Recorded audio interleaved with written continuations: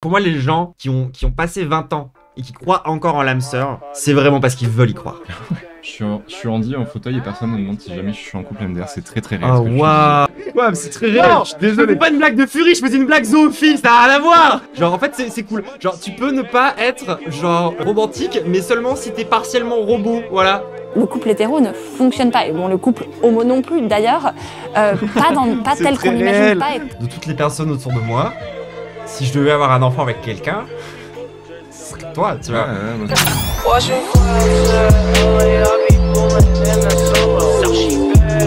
Salut la team. Donc du coup, nous, on voulait vous parler d'aromantisme aujourd'hui et on voulait sortir un peu du coup du discours purement individualiste autour de la question du romantisme, parce que si vous voulez, l'aromantisme, c'est un peu comme l'orientation sexuelle. C'est-à-dire que certes, c'est un sujet qui vous concerne vous en tant que personne, dans le sens c'est quoi mon orientation sexuelle, quels sont mes questionnements moi personnels par rapport à ça, mais c'est aussi une question de société, c'est aussi une question politique, c'est aussi une question culturelle, il y a énormément de choses en fait autour de la question de l'homosexualité, parce que voilà, c'est pas juste une orientation sexuelle, c'est aussi une position dans la société, c'est aussi des oppressions, et c'est aussi une culture, enfin il y a beaucoup plus de choses que ça quoi derrière.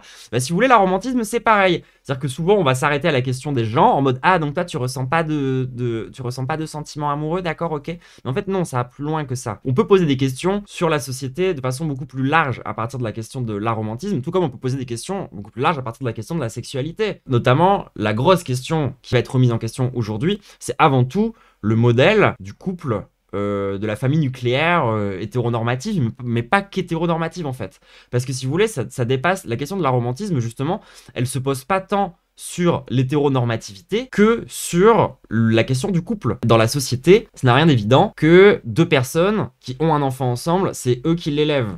Et qu'ensuite ils restent ensemble dans un foyer seul, isolé du reste de la population en fait. Ça, c'est vraiment un modèle qui ne va pas de soi. Et d'ailleurs, la pensée décoloniale en parle assez souvent de ce genre de truc, du fait que il y a plein de sociétés dans lesquelles en fait ce genre de choses ne se pose pas comme question. Les gens ont des enfants et ensuite c'est l'ensemble de la communauté qui élève l'ensemble des enfants. Enfin, en fait, il y a plein de choses comme ça, de questionnements qu'on peut poser autour de la question du coup de l'éducation, de la place de la famille, de la place de nos parents, de la place de nos enfants, et aussi du coup de par exemple sortir de certains mécanismes malsains dans lesquels les parents se projettent dans leurs enfants. Enfin, il y a beaucoup de choses. Et donc du coup, une fois qu'on sera revenu sur tout ça, on va vous parler de notre relation romantique à Lou et à moi. L'amatonormativité. L'amatonormativité, peut-être que c'est un concept dont on veut parler, oui, effectivement. Attends. Pensée dans laquelle la relation d'amour romantique est considérée comme étant la norme. Bah voilà, ouais, c'est exactement voilà, ça. On va démonter aujourd'hui l'amatonormativité. Je connaissais pas le terme. De toute façon, nous on découvre. Hein. Nous, c'est-à-dire qu'en fait, là pour le coup, la romantisme, c'est vraiment un truc. On pensait pas que ça nous concernait. Jusqu'à il y a un an. En fait, c'est parce que nous, avec Lou, ça fait quoi 4-5 ans qu'on vit ensemble. Ouais, un truc comme ça. Et en fait, ouais, genre, juste à un moment donné, on a vu la vidéo sur l'aromantisme et on était en mode, ah, mais c'est ça. Parce que nous, on n'arrêtait pas de dire aux gens, oui, on n'est pas que. Enfin, on est amis, mais on est plus qu'amis. Genre, on habite ensemble, on fait tout ensemble, on a des projets ensemble. On est un couple, mais on n'est pas amoureux. Donc en fait, non. Dans la tête de plein de gens. Mais en fait, si, parce que couple, ça veut pas dire amoureux. Bref, on va parler de tout ça, de toutes ces confusions, de tout ce que ça veut dire. Et on va commencer, on va commencer par le plus basé, et après, on va aller vers le moins basé, où justement, les gens se contentent de parler d'aromantisme comme juste un truc qui les concerne eux, en fait, et qu'ils ne comprennent pas, en fait, la dimension sociétale du fait que, je suis désolé, mais on va le dire, et genre, peut-être on pourra en débattre après, mais le sentiment amoureux, c'est pas un sentiment naturel. Non. C'est pas comme la colère. C'est pas comme la joie, c'est pas comme la tristesse et c'est pas comme la peur. C'est un truc vraiment purement de l'ordre de la construction, en fait, si vous voulez. Et le romantisme, historiquement, ça date vraiment de l'apparition du roman, le genre littéraire, le roman, qui va instaurer justement toutes ces histoires de romantisme dans l'imaginaire collectif et va s'implanter dans la société. Vous, ça date il n'y a pas si longtemps que ça, hein, c'est il y a quelques centaines d'années. Et là, vous allez me dire, mais vous racontez n'importe quoi, il y a toujours eu des couples. Mais oui, mais nous, on parle des couples romantiques. C'est vrai que la notion de couple, ça fait très longtemps. Ça fait très longtemps qu'elle existe. Mais la notion de couple romantique, c'est vraiment quelque chose de beaucoup plus récent. Et alors par contre, je vous préviens, je crois pas que notre vision à nous de la question romantique, elle soit unanimement partagée par l'entièreté des gens. C'est-à-dire que quand on parle d'un romantisme, en vrai, on nous parle pas souvent de matérialisme. Non, bah oui. Et puis, enfin, la sexualité et la romantisme, c'est un peu le truc de une asexualité est pas la même chez toutes les personnes, et ben la romantisme, ça va pas être pareil chez toutes les personnes aussi. Bah, en fait, C'est chacun ça. a son rapport au couple, du coup, pour le romantisme, et au sexe avec la sexualité. Genre, C'est comme pour la transition, quoi. Voilà, c'est C'est-à-dire que ça. la transition, c'est vrai que chacun vit une transition qui est unique et spécifique en fonction d'eux. D'ailleurs, moi, je suis même une dégène au point où je dis que, en fait, la transition de genre, c'est un truc réservé aux personnes transgenres, mais les transitions tout court, c'est quelque chose qui existe chez tout le monde. Bah, regardez Dany. Dany, il a un peu fait une transition transmasque, en vrai. Qu'on se mette bien d'accord. Bah, on va se lancer là-dedans, de toute façon. Je pense qu'il est grand temps, on a assez débrief. Je pense que Être c'est parti. célibataire est souvent perçu comme une situation C'est une vidéo difficile. qui m'a beaucoup marqué hein, quand je l'ai regardé. Toutes les deux, je pense. Ouais, hein, toutes les vraiment, deux, mais vraiment, c'était une vidéo qui était importante pour moi. Alors imaginez que de plus en plus de personnes le sont par choix est particulièrement inconcevable pour une grande partie de la population, biberonnée aux comédies romantiques et aux récits de célibataires désespérés à la Bridget. D'ailleurs, moi justement, un des angles par lesquels je vais parler beaucoup de la question du romantisme, c'est à travers la question des incels. Où en fait pour moi, l'incélitude, c'est un truc qui est beaucoup plus large que ce que tout le monde dit, où en fait ils pensent que c'est que des masculins et tout. Moi je pense que tous les collégiens sont plus ou moins des incels. Oui. Et qu'en fait justement, c'est la question du romantisme qui se pose derrière la question de l'incélitude, quoi. Parce qu'en fait, derrière le fait d'être incel, fondamentalement, ce qu'il a, c'est avant tout un malheur qui a été construit par la question romantique. C'est le malheur de ne pas accéder à cet idéal qu'on nous vend depuis qu'on est tout gosse, en fait. Charmant, de la princesse, etc., de la vie heureuse, qui vécurent heureux et qui eurent beaucoup d'enfants. Enfin, c'est vraiment ce lore-là qu'on raconte aux enfants dès le plus jeune âge, et qu'en fait, qui crée justement cet imaginaire de, pour être complet et pour être une personne valide dans la société, tu as besoin d'être en couple et tu as besoin d'être amoureux de quelqu'un et de vivre une grande histoire d'amour, quelque chose qui va durer dans le temps, quoi. Limite, c'est un truc qui est normal. Voilà, en fait, tout le monde s'attend dans sa vie à vivre une grande histoire d'amour. Enfin, c'est un checkpoint, quoi. C'est... Ça fait partie de la Et norme. limite, si tu l'as pas, eh ben, tu peux te sentir très mal en fait, et justement avoir un écart avec les personnes qui sont autour de toi, te pas sentir à ta place, avoir l'impression d'être rejeté par le système.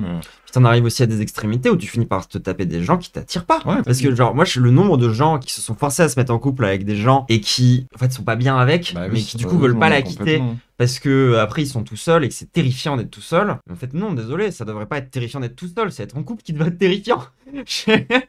Dans votre- Objectivement. Et puis, dans les cercles d'amis, on a souvent aussi une personne, vous savez, c'est cette personne qui sait pas rester pas en couple. Ah ouais, non. Enfin, il y a toujours une personne comme ça dans un groupe de potes qui est comme ça, et ça, c'est justement, c'est les problèmes de, la personne a l'impression qu'elle peut pas vivre en fait sans ce truc-là, quoi. Et en fait, pour moi, c'est ça qui fait que tu peux rester incel en couple. Exactement. Parce que voilà, genre, je peux repartir de la définition de base involontaire et célibataire, mais non, moi, genre, j'utilise incel dans ce que ça décrit, dans le sentiment qu'on voit très bien de gens qui sont malheureux parce qu'ils sont pas en couple, quoi. Parce que c'est ça, être incel au final. Bref, la vidéo importante. la vidéo. How's your love life? Why is it there are so many Ah bah, ça, c'est unmarried très women? intéressant ce que tu dis, SF Sodel. L'histoire d'amour pour donner du sens à nos vies qui n'en ont pas. Exactement. Mais en fait, surtout, c'est un vrai truc aussi de... Vous pouvez ignorer vos conditions matérielles d'existence tant que vous avez de l'amour. Donc en fait, vous pouvez très bien, genre, être pauvre dans un monde en ruine et en crise. L'amour, c'est un bon divertissement dans le sens premier du terme de... qui te... Ça te donne envie d'avancer, ça te donne un cap, ça te donne plein de Et choses. puis qui t'empêche de regarder les autres problèmes aussi. Oui, Tu vois, genre en mode, si dans la société tout va mal, c'est pas grave au final si t'es amoureux. Mais en fait non, parce que potentiellement ça va quand même tuer ton couple, tu vois. That was the moment I decided to take control of my life. We'll persevere with resolution to find a nice, sensible man. Évidemment, c'est une question éminemment féministe aussi. Voilà, en fait, c'était même un des tout premiers trucs de l'histoire, de l'origine, du féminisme, de meufs qui disaient mais en fait on n'a pas besoin de se définir par rapport aux hommes. Voilà, c'est ça, exactement. On n'a pas besoin de se définir par rapport aux hommes, on n'a pas besoin d'être en couple avec des hommes, et où il y a vraiment eu cette espèce de vague de meufs qui étaient en mode mais non en fait, genre j'ai pas besoin d'avoir un homme. Pas un truc qui est très récent. Ça a une esthétique très récente, Oui, le mot ça me aromantisme, fait asexuel penser, et tout. Pourtant, l'amour romantique, monogame, hétérosexuel n'est pas le seul modèle de relation que nous pouvons envisager. Il est même le moins désirable dans certains cas. C'est en tout cas le point de vue de la journaliste Aline Laurent-Maillard, autrice de Post-romantique, qui détaille les effets néfastes de l'injonction à l'amour romantique dans la culture, les discours et les institutions. Depuis quand l'amour romantique est-il aussi important ? Quels problèmes cela pose-t-il ? Quelle place donner aux célibataires ? Et surtout, comment pourrions-nous faire autrement ? Réponse tout de suite dans cette nouvelle émission pour Blast. Aline Laurent-Maillard, bonjour. Bonjour. Alors vous êtes journaliste indépendante, autrice de notamment 2 podcasts à succès intitulés Free from Desire, comment la sexualité m'a libérée, et Bienvenue bébé, journal de bord d'une éducation non genrée. Et aujourd'hui, c'est exactement Free ça. from Desire. Ah, de fou malade. Encore ça, à la comment- limite, ça c'est vraiment full monté. Tu traverses une tempête d'émotions, troublant acide. Bienvenue bébé, journal de bord d'une éducation non genrée. Et aujourd'hui, vous avez publié aux éditions JC Lattès ce livre romantique Comment moins de romance pourrait sauver l'amour et la société. Alors, avant qu'on aille plus loin dans le détail de votre livre, qu'est-ce qui a déclenché l'envie d'écrire cet ouvrage? Il commence par une rupture amoureuse, mais pas la vôtre, celle de votre sœur. Oui, alors l'idée, elle n'est pas venue quand j'ai vu la rupture amoureuse de ma sœur.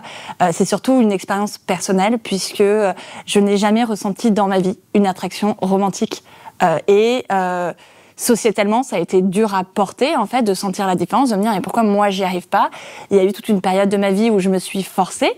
Je me suis forcée parce que le regard des autres, moi finalement j'ai toujours été bien en tant que célibataire, mais le regard des autres m'a poussée à me forcer, à mettre dans des situations qui étaient violentes, parfois, je vais le dire, foncièrement violentes, surtout quand on cherche vers des relations hétéros. Et ça a été Et genre là, on pourrait même faire le lien aussi avec les gamines de 16 ans pour qui, en fait, quand t'es une gamine genre même de 15 ans, dans toutes les séries de la Terre, elle se tape des mecs qui ont 18-19 ans, tu vois. Ça, c'est bizarre aussi, à quel point c'est normatif, et à quel point c'est un passage normal pour une jeune fille de se taper un mec plus vieux, et du coup de se mettre dans des situations de violence, en fait, parce que non seulement le mec, déjà, il a ses muscles, et genre, en plus de ça, il va, potentiellement, genre, il est plus en avance que toi sur tellement de choses. Quand t'as 19 ans face à une meuf de 15 ans, genre... Et en même temps, je voyais bien que une des raisons pour lesquelles je me poussais à être en couple, c'est que la vie en tant que célibataire est compliquée.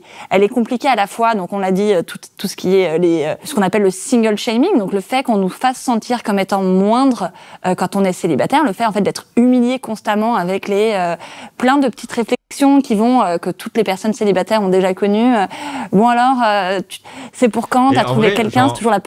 C'est vraiment à 2 niveaux, tu vois. Toi, tes parents, genre, vraiment, ça les tricks. En mode, ils sont vraiment pas bien. Et c'est un peu triste en vrai, parce que on sait pas comment les rassurer, ou, tu vois, genre... Alors que moi, mes parents, en vrai, ça les inquiète. Mais comme ils sont sur cette espèce de side, de genre, ils sont moins tricks, ils vont juste me faire plein de petites remarques. En mode genre, mais du coup t'as rencontré quelqu'un?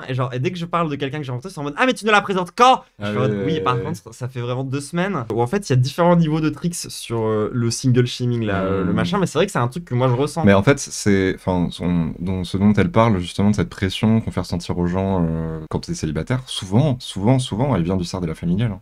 Parce que moi je l'ai vu avec mes neveux et nièces justement qui sont beaucoup plus jeunes, qui sont rentrés en primaire et au collège. Enfin, c'est vraiment une question qui revient assez régulièrement, tu vois. Est-ce que t'as une amoureuse? Est-ce que t'as un amoureux? C'est tout le temps présent. C'est tout le temps présent. Et c'est déjà dès le fait que t'es en maternelle ou en primaire, on te pose déjà la question dans le cercle familial. C'est vraiment un truc qui est constitutif du fait de la famille et de ce truc nucléaire justement dont on va parler. Même en fait, tu sais, quand on était quand je traînais à l'époque avec dans un groupe de geeks, vraiment genre des nerds et tout, on était en... Et en fait, il y a vraiment eu ce truc de la première personne qui est en couple, c'est très stylé. En mode genre, tu sais, c'est un enjeu dans ta vie de collégien, dans ta vie de lycéen.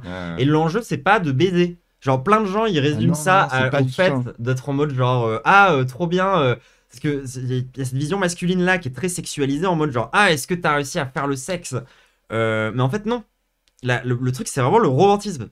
C'est vraiment est-ce que t'as été en couple parce que tout le monde a envie de vivre son histoire d'amour dans l'adolescence, et si tu l'as pas vécu t'as l'impression d'avoir raté quelque chose en fait. Puis quand t'es au collège, de sortir avec quelqu'un, ça te donne vraiment un statut supérieur aux autres, parce que tu vas être avec une personne tout le temps, vous allez être dans la cour de récréation, vous allez tous les deux, vous allez vous isoler, enfin il y a tout ce truc de qu'en fait tu montes l'échelle sociale en fait quand t'es au collège et que t'es en couple. Genre, je me souviens la puissance, l'aura que ça pouvait te donner d'avoir ta meuf sur tes genoux. Ah là là. Genre tu sais, t'es assis avec tes potes, t'as ta meuf sur tes genoux, en fait c'est bon, c'est toi le god, c'est toi qui dirige les gens en fait. Même si t'es méga chum et que ta meuf est méga chum, c'est vraiment pas le problème. Et que vous êtes dans un groupe de geeks que tout le monde déteste. Au sein de ce groupe de geeks que tout le monde déteste, c'est toi le god quand même. Genre il y a vraiment ce truc là, tu vois. Et justement pour reparler de ce truc de quand t'es en couple, tu montes l'échelle sociale. Bah des fois en fait dans les groupes de potes, quand t'as quelqu'un qui se met en couple et qui du coup un peu moins de temps forcément à s'investir quand t'es dispawn. Bah Il y a le dispawn, mais il y a aussi juste, bah, t'as un peu moins de temps, c'est normal. Oui. T'es dans une relation, etc. Et bah, en fait, tes potes peuvent aussi te faire ressentir le fait que tu as accédé à ça et du coup, tu n'es plus aussi présent dans le groupe et du coup, t'as changé. T'es plus la même personne, tu te comportes plus exactement pareil, t'es plus aussi impliqué. Et du coup, ils vont t'en vouloir presque un peu de te mettre en couple avec quelqu'un parce que t'es plus autant dans le groupe. Enfin, Puis quand bien même, genre, t'as changé. Bah oui, vous aussi. oui, c'est clair. Et vous avez changé parce que vous avez grandi en fait. Ouais, On a 16 ans. Mhm. Qu'est-ce que vous racontez? Mhm. Tu sais, genre, il y a vraiment ce truc de. Genre, oui, j'ai changé. Bah oui, en effet, oui. Ouais, oui, Et c'est grave. on est au lycée, en fait, chaque mois tu peux changer, c'est normal. Première question quand on voit des amis, c'est et alors les amours, comme c'était la chose la plus importante, c'est oh t'en as bien du courage, mais ça va arriver, t'inquiète pas. Je sais pas si vous avez entendu les gens. Je me pose la question de qu'est-ce qu'il y a de pire dans la tête des gens entre ne pas avoir de couple ou ne pas avoir de travail. On parle pas de genre conditions de vie, on parle juste de genre perception de la personne, est-ce qu'elle va être plus dévaluée pour l'un ou pour l'autre. C'est parti pour voter. Vous laissez tomber vos teammates. Je m'en bats les couilles. Vous Célibataire, si tu bases à côté, on te casse moins les couilles, c'est vrai. tous d'accord pour dire que le pire c'est de pas avoir de travail quoi. Mais en fait, vous avez pas parlé à beaucoup de normies hein. Ouais, c'est clair. Sans déconner. Je pense que, franchement, dans les cercles normies, je pense vraiment que si t'as un pote qui est genre sans taf, mais par contre, il est en couple depuis 5 ans, ça roule son couple et tout, je pense qu'il est mieux, en fait. Hein. Ouais. Il y a même des pense vraiment qu'il est mieux, hein. il y a même des gens que je connais moi, tu vois, ça va faire 2 ans ils sont au chômage, vu qu'ils sont en couple avec une meuf et tout et que du coup ils ont cette vie qui a l'air rangée, personne leur casse les couilles. C'est limite genre ah ce serait bien qu'il trouve un taf mais c'est pas genre le truc le plus urgent parce Ouais. que ça va, il est avec sa meuf donc en fait Bah ça, oui, ça exactement. va forcément bien aller pour lui, tu vois, à l'avenir. J'ai tant pis Ouais bah après oui, c'est vrai qu'avec un chat comme ça oui non en effet non mais c'est vrai Ouais, que non, mais bien sûr. Ouais. oui, évidemment, mais du coup, c'est pour ça quand même que je vous disais que je pense pas que dans la société, ça soit aussi clair que ça, que dans votre tête. Je pense que dans la société, il y a plein de gens, ils préféraient être en couple qu'avoir un Ah taf. ouais, non, mais complètement. Très largement. Ah ouais, ouais, Je ouais. pense même qu'il y a pas mal de gens qui seraient prêts à laisser tomber leur taf pour se mettre en couple. Genre, je suis assez sérieuse. Je suis Andy en fauteuil et personne ne me demande si jamais je suis en couple MDR. C'est très très réel Oh, ce que tu dis. waouh. Ouais, c'est extrêmement réel ce que tu dis. J'y avais jamais pensé. Ah ouais. Vu que la société est littéralement structurée pour faciliter la vie aux gens en couple, Mhm. bah effectivement, être en couple, c'est un avantage matériel, de fait. Exactement, c'est ça. Et là, elle va beaucoup en parler justement dans la vidéo. C'est l'aspect sur lequel nous, on veut beaucoup revenir. Ouais. De l'immobilier, le coût d'acheter des parts individuelles au lieu d'acheter des packs familiaux, le coût des vacances, on ne peut pas partir en vacances seul. En fait, il y a énormément de choses. Et d'ailleurs, Tout coûte plus cher. Tout coûte plus cher. Genre vraiment, En littéralement, l'INSEE, là- juste la vie coûte plus cher quand t'es célibataire et que tu vis tout seul. Genre vraiment, C'est ça. c'est une dinguerie. montrer, ça coûte 1,5 fois plus d'être célibataire que d'être en couple. C'est-à-dire que une personne en couple a besoin de gagner 50% de moins qu'une personne célibataire pour arriver au même niveau de vie. Donc voilà, donc il y a tout. Et moi, je me suis vraiment demandé, mais comment est-ce qu'on fait en fait pour rendre la vie des célibataires plus heureuse? Parce que les célibataires, je les vois constamment dans ma vie. Il y a des personnes comme moi qui ne ressentent pas d'attraction romantique. Il y a aussi des personnes qui ne choisissent pas le célibat parce que elles valent pas grand-chose sur le marché de la bonne meuf, comme dirait Virginie Despentes. Être aromantique, ça veut pas non plus dire, c'est différent de ne pas vouloir vivre avec des gens et construire quelque chose avec des gens. Moi, je suis aromantique, mais le couple, c'est pas quelque chose que je recherche. Mais si ça me tombe dessus, bah, je vais être ok avec. Et enfin, si la personne me plaît, etc., bah, genre très bien, tu vois. Mais c'est pas un truc que je vais rechercher parce que là, dans son discours, on a l'impression qu'il y a vraiment une grosse différence entre. On a l'impression que tous les aromantiques ils sont célibataires et Ouais. genre ils ont jamais de relation avec des gens. Enfin, c'est pas ça la romantisme. Voilà, non ils plus. veulent vivre seuls. Voilà. Nous, c'est pas la vision C'est qu'on pas, défend. c'est pas la vision que j'ai non plus, moi personnellement. Au contraire, de même mon justement, je trouve aromantisme. que briser la question du couple, c'est peut-être un moyen de refaire société Ah, voilà, avec exactement, d'autres gens, justement. exactement. Genre, moi, par exemple, j'ai une très bonne amie à moi qui vit en coloc avec 6 personnes dans une maison. Genre, il y en a un qui a un gamin, il y en a une qui fait d'autres trucs. Niveau écart d'âge, ça va de genre 25 à 40 ans, tu vois. Et en fait, ils sont très bien comme ça. Hmm. Et genre, et c'est un modèle de vie alternatif, en fait. Et ça pose de problème à personne, en fait. Et c'est matériel, en fait. Enfin, il y a vraiment ce truc de... Du coup, il faut une maison adaptée à accueillir 6 personnes différentes, en fait. Et ça, c'est pas facile à trouver. Mm.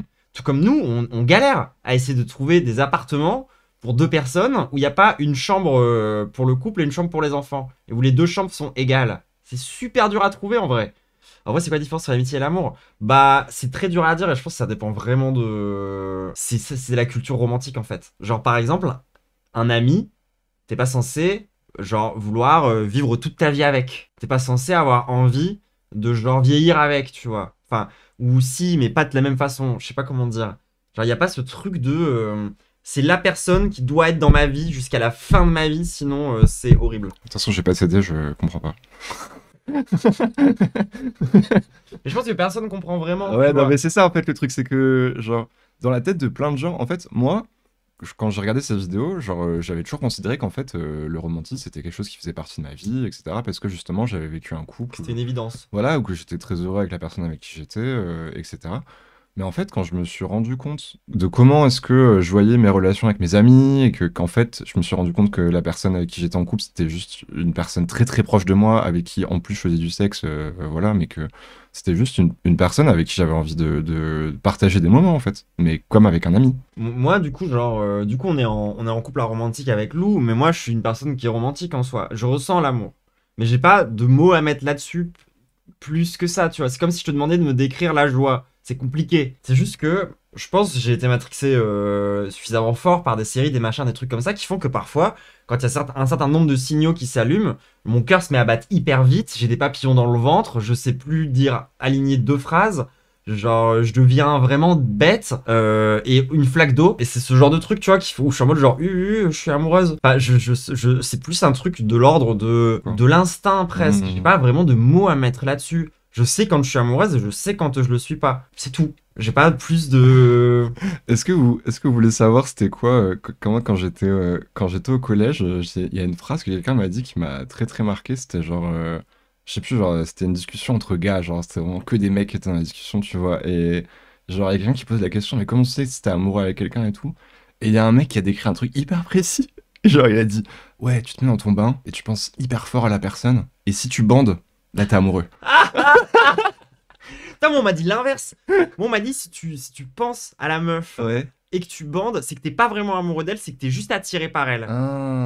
Ah ouais, l'inverse, ok, du coup. Ouais. Ah ouais, ok. Moi on m'a dit vraiment exactement là. On m'a dit... Comme quoi, vous voyez que les gens ont une idée très précise de ce que c'est d'être amoureux. Hein. Ah, vraiment. Alors par contre j'adore la définition Shazam. L'amitié c'est quand t'es moins débile que quand t'es in love. Non mais c'est vrai, je pense que l'irrationalité ça fait partie Je vois ce des... que tu veux dire. Ça fait partie des trucs que je mettrais dans la définition de l'amour. Je suis complètement irrationnel, Voilà. je deviens folle. Par exemple, moi, genre, le concept de coup de foudre, c'est un truc que je ne comprends, mais absolument pas. Genre, vraiment, je ne comprends pas ce concept. Je ne comprends pas comment tu peux ressentir ça. Ça Moi, c'est m'échappe évident. complètement. Genre moi je saurais pas vous dire, mais c'est une évidence. Il y a des gens... Ça m'échappe complètement. Genre vraiment j'en ai reçu un là il y a pas longtemps, j'étais en mode genre ah ouais d'accord ça fait ça. J'étais en mode...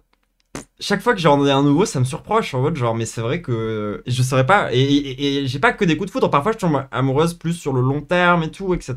Mais les gens que j'ai le plus aimé de toute ma vie généralement c'est quand je les ai posé mon regard sur eux la première fois j'étais en mode oh waouh. Et puis mais j'ai pas d'explication plus que ça à J'ai donner. jamais ressenti ça. Vraiment, que quelqu'un a... Enfin, j'ai eu une relation bizarre qui s'est terminée très très vite. Où quelqu'un m'a justement dit que il avait un coup de foudre pour moi. Et genre vraiment j'ai pas su répondre en fait parce que genre on s'était vu peut-être 2 fois enfin genre vraiment genre, j'étais en mode vraiment genre je ne comprends pas ce qui se passe. Comment tu peux ressentir ça, je ne comprends pas du tout. Non, genre vraiment, j'ai pas d'explication encore une fois, ni de vraiment de moi mettre là-dessus, mais tu vois, la grosse relation de ma vie. Ouais. Voilà, genre, il y a une personne, ça a été une personne importante pendant quasi 7 ans de ma vie. Et on n'a jamais été en couple, hein. Et ça a été très compliqué. Je crois que j'étais au courant le jour où je l'ai rencontré. Ah ouais, ok. Genre vraiment. Okay. Genre vraiment, je te jure, genre le premier jour où je l'ai rencontré, j'ai senti que j'étais genre, qu'il y avait quelque chose tu vois, qui se passait en moi. Et ça ne s'est jamais arrêté. Et encore aujourd'hui, quand je pense à elle, là je parle d'elle, j'ai boule au ventre, cœur qui se serre, je me sens pas bien. Enfin, vraiment, pour le coup, c'est. J'ai pas de. Je le ressens par contre, ça ouais. Je ressens pas la même chose pour Lou que j'ai ressenti pour les gens dont j'étais. Où j'ai eu ce sentiment amoureux, vous voyez. Par contre, genre, oui, je pourrais avoir un gamin avec Lou sans aucun problème. Genre, parce que c'est ça ma relation où je me sens bien, où je suis stable et tout. Enfin, genre, typiquement, moi, genre, lorsque j'ai rencontré Lou, je me suis pas instantanément dit waouh, j'ai envie de passer ma vie avec Lou, tu vois. Non, c'est plus tard, quand on a commencé à mieux se connaître et tout, j'étais en mode genre, ah, mais en fait, j'ai envie d'habiter toute ma vie avec Lou. Genre, ça, c'est la première certitude que j'ai eue dans notre relation. Où j'étais en mode, ah oui, par contre, c'est vrai que j'ai vraiment envie de vivre avec toi. Genre, j'ai vraiment envie de vivre avec toi un peu tout le temps. Ça m'irait bien. Je connais personne d'autre avec qui j'aurais autant envie de vivre. Ouais, moi j'ai ressenti la même chose. Il y a aussi le pépé du fait qu'on demande beaucoup trop à l'autre personne dans une relation amoureuse, confident, amant, vivre ensemble, etc. Bah alors oui, justement, c'est pour ça que moi, en tant que personne qui ressent des sentiments romantiques, je suis très bien dans ma relation romantique en fait. Parce que précisément, moi il y a beaucoup d'irrationalité, beaucoup de passion qui assez mal placée, de jalousie, de trucs pas cool comme ça dans mes relations amoureuses. Et en fait, genre d'avoir Lou dans ma vie qui en fait derrière justement, comment dire, tu m'apportes plein de choses que des gens attendent en général d'une relation de couple romantique. À savoir la même chose de mon côté. C'est ça, à savoir le fait d'être confident, le fait de prendre soin l'un de l'autre, le fait de vivre ensemble, tout connement. Genre moi je sais que j'ai pas envie de vivre avec les gens que j'aime. Parce que déjà j'ai peur de moins les aimer et ensuite genre c'est des sentiments qui sont tellement intenses et tout. Pourquoi t'as peur de moins les aimer si tu vis avec elle? Ben je sais pas. Ouais, peut-être. Je pense que c'est plus lié en fait à mon angoisse profonde de ma relation la plus longue. Elle a duré 7 mois et c'était avec une fasciste que j'aimais pas. Autant d'amour il y a autant d'amour que de relations. Oui, à la limite ça, genre je peux l'entendre. Je suis d'accord avec toi. Après, je suis pas d'accord parce qu'il y a une vérité matérielle derrière le fait d'avoir des amis et d'avoir un amoureux dans la société, c'est pas pareil. C'est quand même pas la même chose. Et même si pour toi, genre les sentiments, machin, le fait que la société ait tracé cette ligne fait qu'elle existe en fait. Genre vraiment. C'est comme les hommes et les femmes, c'est comme le genre. Tu peux pas me dire que le genre n'existe pas parce qu'en fait, c'est vraiment un truc qu'on a purement inventé. Et en fait, on a mis des différentes valeurs pour essayer de faire des distinctions qui sont sur un truc qui est naturel. Mais en fait, le genre n'existe pas parce que chaque personne est unique. Bah si, pourtant, le genre existe en fait. Il existe en tant que construit social. Oui, mais comme tout en fait. Genre, comme homme, comme femme, comme le concept de société, comme le concept de foyer. Le simple concept de maison. Le fait qu'il y a un espace dans une ville ou même juste un espace sur Terre, vous avez décidé que c'est le vôtre et que genre c'est votre foyer et que vous allez dormir là tous les soirs, c'est social en fait aussi. Oui. Je vous rappelle qu'à la base on était nomades. Hein. Ah oui, non, que ce soit parce qu'elles sont handicapées, parce qu'elles sont pauvres, parce qu'elles sont noires, parce qu'elles sont racisées, parce qu'elles n'ont pas le physique des magazines. Donc il y a énormément de raisons qui font qu'en fait il y a beaucoup de personnes qui sont célibataires.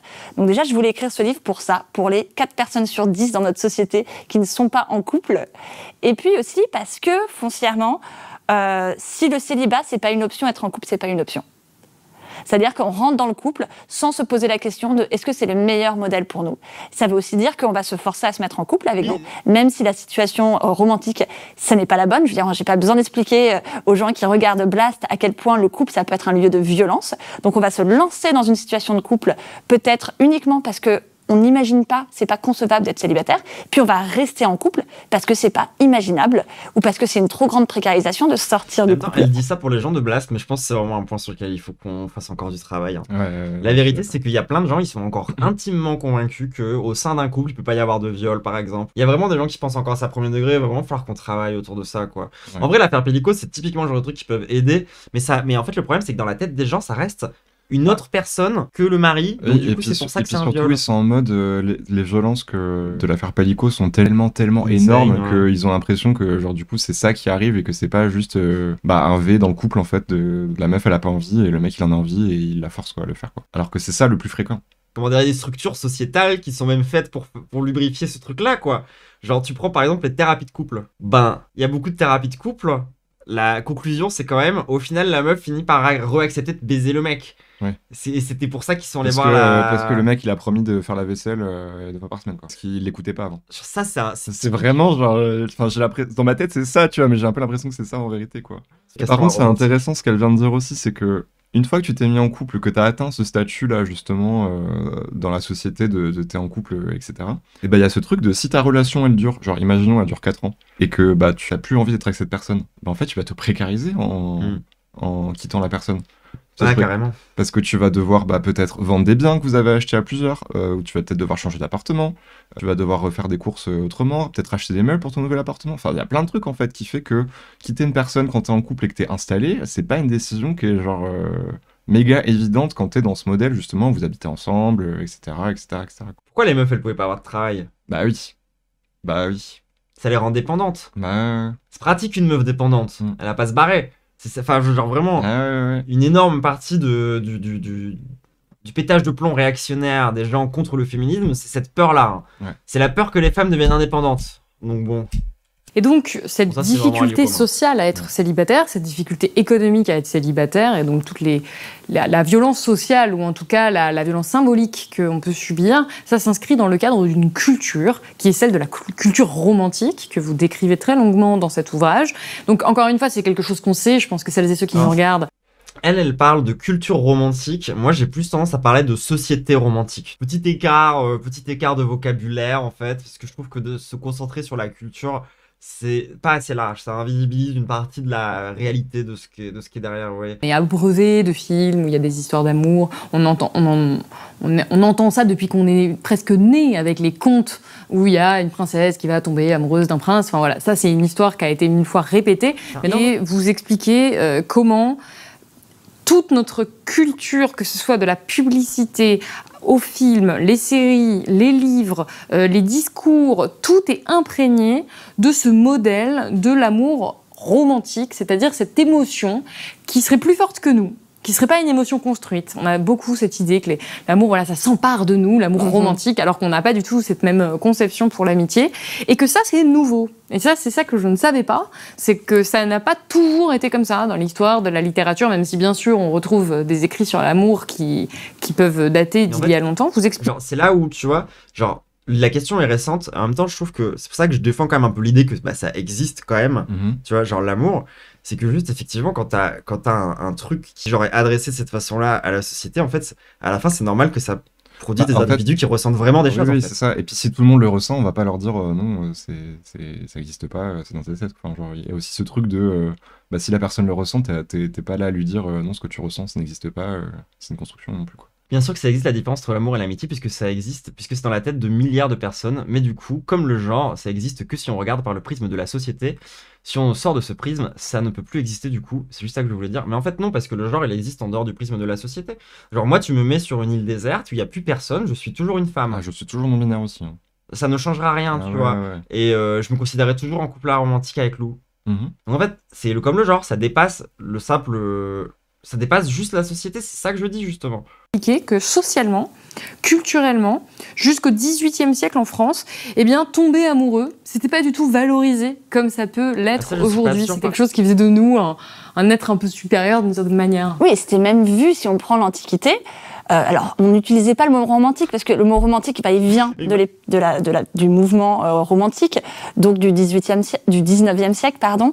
Le mot amoureux est aussi un mot très récent. Avant, ça voulait juste dire être aimable. Ma grand-mère, quand elle nous parlait de couple, elle était vraiment focus sur l'aspect sécurité matérielle, entre parenthèses. Il faut trouver un bouc qui travaille bien, puis faire des enfants. J'ai l'impression que l'aspect romantique est quasi absent sur le discours. Mais oui, justement, et nous, c'est ça dont on parle, justement. Et puis, genre, c'est ça. Du fait que les couples, le couple, c'est une notion vieille, quasi comme l'humanité. Le couple romantique, par contre, c'est différent. Et puis, quand tu présentes quelqu'un à tes parents, bah, c'est pas la même chose si cette personne a un emploi et si cette personne est sans emploi aussi. Ouais. Et ouais. Après, c'est pas pareil si elle est blanche ou si elle l'est pas. Et voilà, mais voilà, il y a plein de débats. Mais enfin, genre, ce que je veux dire, c'est que matériellement, ça a une importance. La personne que tu ramènes, entre guillemets, dans ta famille, en fait. Ils vont avoir une espèce de vision là-dessus où bah, cette personne va avoir plus ou moins de valeur, va plus ou moins déprécier la famille, c'est clair. etc. Enfin, genre, il y a vraiment tout ce raisonnement là aussi.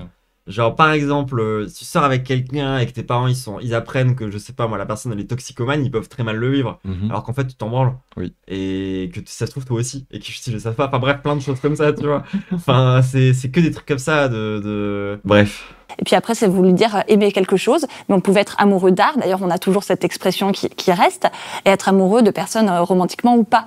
Donc tous les mots qu'on a, en fait, sont hyper récents, parce que c'est l'idée de ce sentiment, de cette est récent. Et avant, on avait l'idée de la passion, par exemple, de l'attraction sexuelle. Clairement, c'est à la base de choisir ton ou ta partenaire, c'est un dilemme de gros bourgeois. Oui, et en même temps, genre, il faut pas non plus trop dire que c'est qu'un truc de bourgeois, je me suis désolé. Les fêtes de village carnavalesque et tout qui servait à trouver la personne avec qui t'allais faire ta vie, c'est une tradition populaire de baiser. Hein. Genre pour le coup, je suis désolé, ça c'est pas qu'un truc de bourgeois. Genre d'organiser une grande fête dans laquelle on va brûler un gros bonhomme et où les gens vont se pécho pour ensuite vivre ensemble, c'est un truc qui était pratiqué à la campagne. Genre il y avait quand même, genre c'est pas les gens au Moyen-Âge qui vivaient, genre les paysans, ils étaient pas non plus complètement privés de leur agentivité, c'était pas full les esclaves qui faisaient que travailler toute la journée non plus, genre faut vraiment sortir de cette vision-là des choses aussi, je pense. On essaie de lire à propos de l'amour de Bell Hooks qui est incre sur le sujet. Ah ouais, lire des livres c'est compliqué, mais attends, je mets la rêve de côté. Ouais. Tout ça. Et quand on va dans la Grèce antique, ou la Rome antique, c'était hyper mal vu. C'était vu comme étant vraiment victime de ses émotions, comme étant faible. On disait que ça amollissait les citoyens. Ensuite, changer de continent, en Afrique, par exemple, la notion d'amour romantique est vraiment pas majoritaire. Ouais, et d'ailleurs, j'ai oublié de mettre la scène. Ouais, et d'ailleurs, je dirais même la notion de couple. Parce que autant, nous, on a toujours fonctionné plus ou moins en couple. Ouais. La question du couple romantique est très récente, mais la question du couple, elle a toujours existé. Il y a certains pays, tu vois, genre pas qu'en Afrique, dans lesquels en fait la simple notion de couple n'existe pas. Ouais. Il n'y a même pas le couple. C'est-à-dire que même ça, c'est pas dans le modèle de société. C'est dire à quel point c'est inconstruit, quoi. Longtemps. Donc en fait, pendant la grande majorité de l'histoire de l'humanité, c'était un sentiment qui, certes, parfois arrivait. On pouvait ressentir cette attraction autre que l'amitié vis-à-vis de quelqu'un. Pas forcément sexuelle. Hein, les deux sont pas, historiquement, n'ont pas été liés comme on les lie aujourd'hui. Mais c'était pas quelque chose qui était valorisé. Et surtout, on se disait pas que toutes les personnes... Au Moyen-Âge, il y avait un système où tu devais te marier avec quelqu'un qui venait d'une famille qui exerçait la même profession que la tienne, il me semble. Bon, alors là, c'est trop vague de fou aussi. Genre, le Moyen-Âge, déjà, c'est en 3 périodes. Ensuite, ça dépend de où t'es dans le Moyen-Âge. Et ça dépend aussi de ta classe sociale, en fait. Donc là, déjà, c'est vraiment le maxi bordel, quoi. Oui, voilà, le Moyen-Âge, cette fameuse période uniforme de 1000 ans. Oui, voilà, c'est exactement ça. Où tout était pareil pendant 1000 ans, rien n'a changé. Il y avait des châteaux, il y a eu des châteaux 1000 ans, et puis voilà. Il y a un truc un petit peu lunaire de se dire que tout le monde devrait le ressentir pour une seule personne, un peu tout le concept de l'âme sœur. Et l'âme sœur, comme par hasard, il y en a une, et comme par hasard, Cartier, elle habite pas loin, elle gagne à peu près la même argent que nous, elle a la même couleur de peau que nous, la même religion souvent, entre l'âge de 18 et 30 ans. Rien avant, rien après. Voilà. Et puis après, on reste ensemble pour le reste de la vie, et puis on est attiré par personne d'autre. Il y a un truc un petit peu lunaire de se dire que tout le monde devrait le ressentir pour une seule personne, un peu tout le concept de l'âme sœur. Pour moi, les gens qui ont passé 20 ans et qui croient encore en l'âme sœur, c'est vraiment parce qu'ils veulent y croire.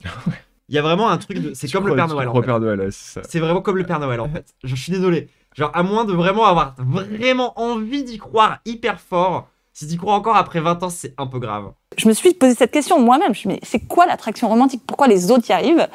Quand je dis y arrivent, c'était comme ça que je le percevais. Et bien sûr, hein, c'est pas un objectif, mais c'est comme ça que je le percevais. En fait, quand on regarde le système des rencarts, ils se disent, bon, nous, on est là parce qu'on a envie de tomber amoureux. On met de côté les dates purement cul.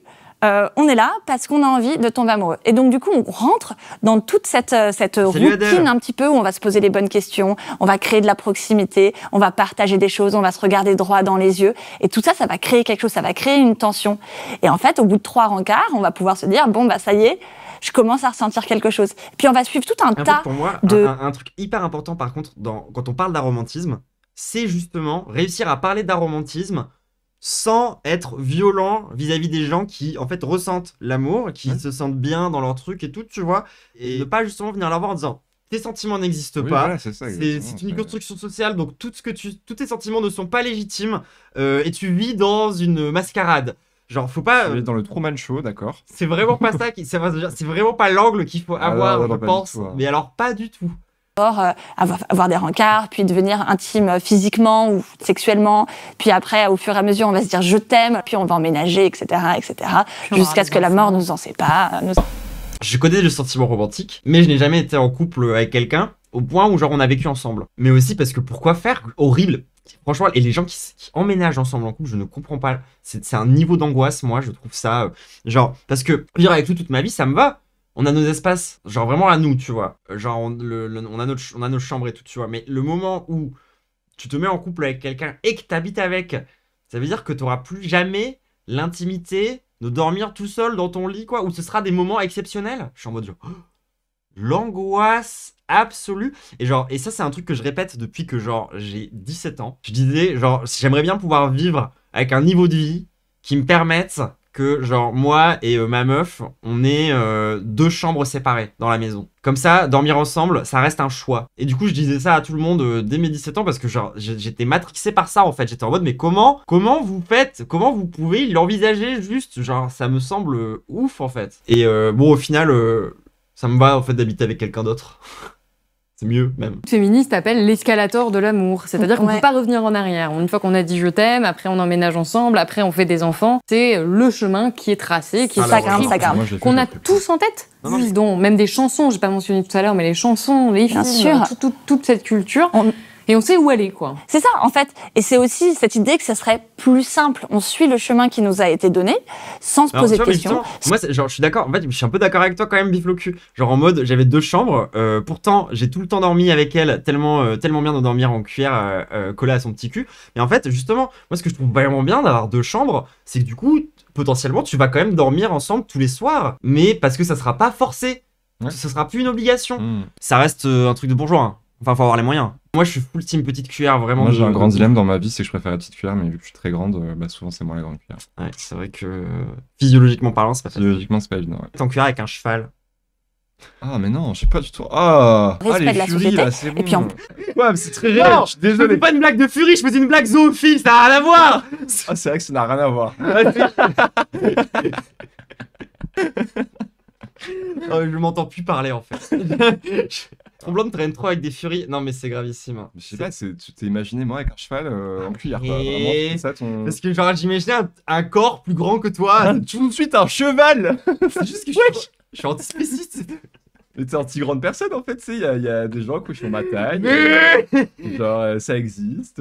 Enfin, je sais pas, genre. C'est très bien ce que je voulais dire. Non. Tromblante, un PV. Troublant cancel. Genre, tu sais que j'ai tellement une image de Fury hater que genre la personne que je date en ce moment, elle a vraiment eu peur de m'annoncer qu'elle s'était fait une Fursona. En mode genre vraiment ça a été vraiment un enjeu dans sa vie, tu vois. Date une furie. Oui. Alors je l'ai appris après. Et elle a pas de fursuit. Elle a pas de fursuit. Par contre c'est vrai qu'elle s'est fait une Fursona et j'étais en mode non mais c'est cool, bien ta vie hein. Comme Megan Fury troublante peut-être. Hein. Coming out, mais non en fait. Ce qu'il va falloir comprendre, c'est que moi justement, je suis à l'aise de vous dire que genre je date une furie parce que je sais que c'est comme les gens qui sont convaincus qui sont tellement hétéros qui sont hyper à l'aise avec les gays. Ah oui. Moi d'accord. j'ai exactement ça avec les furies. C'est vrai que j'ai aucun problème à être pote avec Mel, à date une personne qui est furie parce que je sais que moi genre non, c'est hors de question. Fursona escargot. Non mais vous savez que genre je vais faire un reportage en mode incursion en milieu Fury dans quelques temps là. Genre ça arrive dans 2-3 mois. On va aller en convention Fury avec Mel. Et ça va être sportif.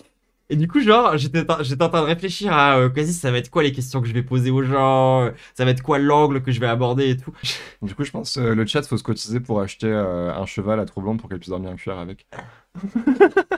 Mais alors par contre du coup je sens qu'ils vont vouloir me faire une Fursona. Ah bah oui. Du coup, j'avoue que je me suis retrouvé de façon très surprenante à me poser la question de merde. Ah vas-y, ce serait quoi ton animal de Fursona? Et bah, genre en fait, le problème c'est que je les trouve tellement immondes, les furies. En fait, tous les animaux que j'aime en furie sont horribles. Oui, mais après en Fursona ça peut être un dessin, c'est pas obligé que ce soit un truc. Oui, mais justement, genre la grenouille, animal de dingue. Ouais. Furie grenouille, j'ai envie de crever. Ah ouais, c'est vrai. Tu vois ce que je veux dire? Ah oui, d'accord, ouais. Genre lézard, animal de fou malade. Ouais. Furie lézard, je le vomis. Ouais. Fury salamandre. Je veux pas me taper une argonienne en fait. Genre, ça n'arrivera pas. Fury cagite. Et genre, et en vrai, du coup, j'ai peut-être trouvé quand même une réponse. Ok. Mais je spoil pas, attends, les gens, vous allez voir ça va être quoi lorsque je sortirai mon documentaire, vous irez voir la vidéo, allez vous faire foutre. Tu peux couper le micro pour que je sache ou pas? Bah oui. Bah oui. Non, ok. Donc, donc on va vers la facilité en fait dans ces situations-là. Et ce que vous montrez, c'est que ça commence très très jeune. Vous écrivez, je vous cite, « Passage à l'âge adulte bah, dépend limite. désormais de nos succès sexuels et amoureux. » Et donc ça, c'est nouveau pour vous. C'est-à-dire qu'avant, on pouvait avoir ces rites de passage. Aujourd'hui, c'est de se mettre en couple. C'est ça vraiment Cheval, qui elle a va vendu la merde. tout Ah, parachever. c'est cheval. Dès lors- Elle m'a dit cheval à l'oreille.